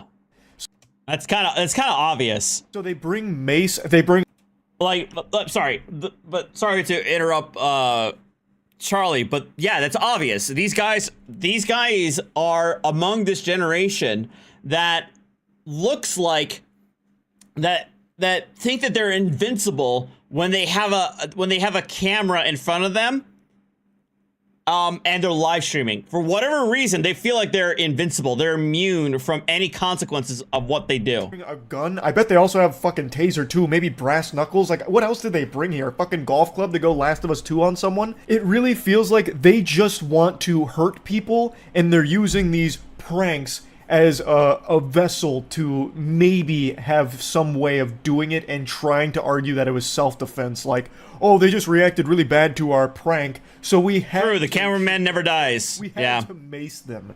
It's unhinged. It's absolute insanity. No, you guys He are, sprayed my us. face is burning. Dude, my fucking eyes are I don't know what burning. you guys are doing. Come on, let's go. Fuck out of here. Like, what is that extra? Hit the away. All way. Let's go. Hey, listen, hey, yo, just right now. Your bitch started shit. I don't record, you dumbass. Just go. If you don't The delusion with the statement this guy just said was like hearing the brown note. I almost shit my pants. It is so unbelievably, unfathomably delusional. My body just had like an... I actually I think that there's something to that, Pope. Like, if they're in front of a camera, they feel like they're like disassociating themselves from the reality of what they're doing. I think there's actually something to that. Actual reaction to hearing it. He said that they started it, the couple, and that he's recording it, dumbass. Brother, this is incriminating for you guys. You have recorded your own crimes here. You're doing the police's job for them. This is not going to make that couple look bad or look in the wrong. It's you guys. You don't talk to me. You got problems too. You want problems? For what? I need What's up? You want problems? Yell blaster. I'll blow you away. really? Really. Okay. All right. I got you. Watch what he does. That guy in the white t-shirt was trying to de-escalate the situation, and then he straight up threatens him. Why don't you want to fight me? Because you guys are fucking. I'm not a... Bro, I will literally just fuck you up. Like, when we got the cayenne pepper, you guys can. You guys use pepper spray. Your boyfriend's a bitch. Your boyfriend's a bitch, says the guy that just pepper sprayed them. He panicked because they dared insult him and argue back, so he went into his fucking toy box to pull out every little gadget and gizmo and doohickey he could find. A gun, pepper spray, it's crazy. They got crazy as fuck for no reason, LMAO. Bro, why she grabbed this shit? She got me pissed. Yeah, me too. That was how I took her hostage and fuck her in front of him. Jesus, holy shit. You need water? Act like nothing's wrong. Act like nothing's wrong. So, dude in the white t-shirt, oh, my camera's blocking him, he's right here. Dude in the white t-shirt gets the metro. And honestly, if you're in Vegas, the metro is patrolling all over the place. You are, like, you're no more than like a minute's walk from a metro patrol on the strip. And so he gets them and say, hey, this dude just like threatened me with a firearm. And here's what happens. Bro, I'm fucking dead, bro's Glock. And he says, this guy's got a gun. Good ass tweaking. Huh? We all did initiate the confrontation. Why? Where we put it on him? No, what? No, stop. What? I don't want. I'm relaxing, sir. Sir, I'm just recording. He didn't do nothing. Sir. You know you just recorded everything, right? So you saying to the officers that he didn't do anything is immediately disprovable by just checking the VOD that you filmed, you absolute bumbling moron. Holy shit. So one of the guys he threatened to shoot went and got some nearby officers here, who then took matters into their own hands to arrest them for literally waving guns around and pepper spraying people. Control 60 by give. Meanwhile, this dude is like crawling on the escalator. You go. Turn around. You don't have to stop that. Bam!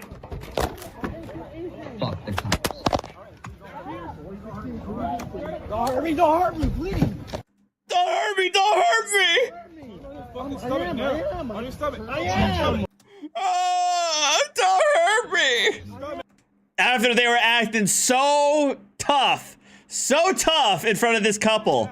This is such a fitting conclusion here. He starts whining and screaming, "Don't hurt me," after he just pepper sprayed and threatened to shoot an innocent couple over an altercation he started for his dog shit stream. You couldn't write a more fitting, poetic ending to this stream, and it happened so quick after the event. I mean, that's just, I mean, that's absolute cinema. Don't reach. I'm not On your stomach, reaching. bro. Look, sir. Relax. Put your hands back. Put your hands back. I didn't do anything. Sir, Fuck sir. all these cops. You're not fucking listening. Sir, I am. I'm pretty sure, wait, were you hearing like F all these cops, F the police? I'm pretty sure that's TTS from their chat. Sir, I'm sorry. Actually amazing how they keep saying that they didn't do anything, they're innocent, when all you have to do is rewind the stream 30 seconds to see him have a gun in his hand, threatening to blow them away. Actually just threatening to murder people, and they also ended up pepper spraying innocent people as well. All from shit they themselves started. And the chat was going on about how corrupt the cops were and all of that, when that's a bunch of hooey. They had just been told that there is a fucking lunatic that's waving a gun around threatening to murder people and also just pepper sprayed a bunch of people. Like, the cops are responding to that. That is a dangerous person. That's a threat. And they handled it pretty well, all things considered. I can't see exactly what happened, which led to the takedown, but from the angle, it seems like he tried to, like, run up the escalator, so then he, like, grabbed him and took him down, but I can't quite tell. But regardless, this guy has a gun that he's clearly not afraid to just bring out and threaten to kill people with. So, I think they responded pretty well, all things considered. And this is absolutely deserved from the streamers here, and I hope they spend a long time in prison. I have no idea if they will, but they absolutely should because they are not safe to be in society. So yeah, I just had to talk about this. Just more huge kick degeneracy here with this broadcast crime, and I mean, who knows, it could have turned into him actually shooting people on stream. And that is scary. That is horrifying. But yeah, anyway, that's about it. Cross. Oh god, this is gonna have them uncensored, but I'm not, like, I'm gonna try and miss that. He's recording. He didn't do nothing. Don't move. Control 60 by give us a red Cromwell. Sir, I'm relaxed. I'm relaxed. Hey, you go. Turn around. Turn around. You don't have to stop that.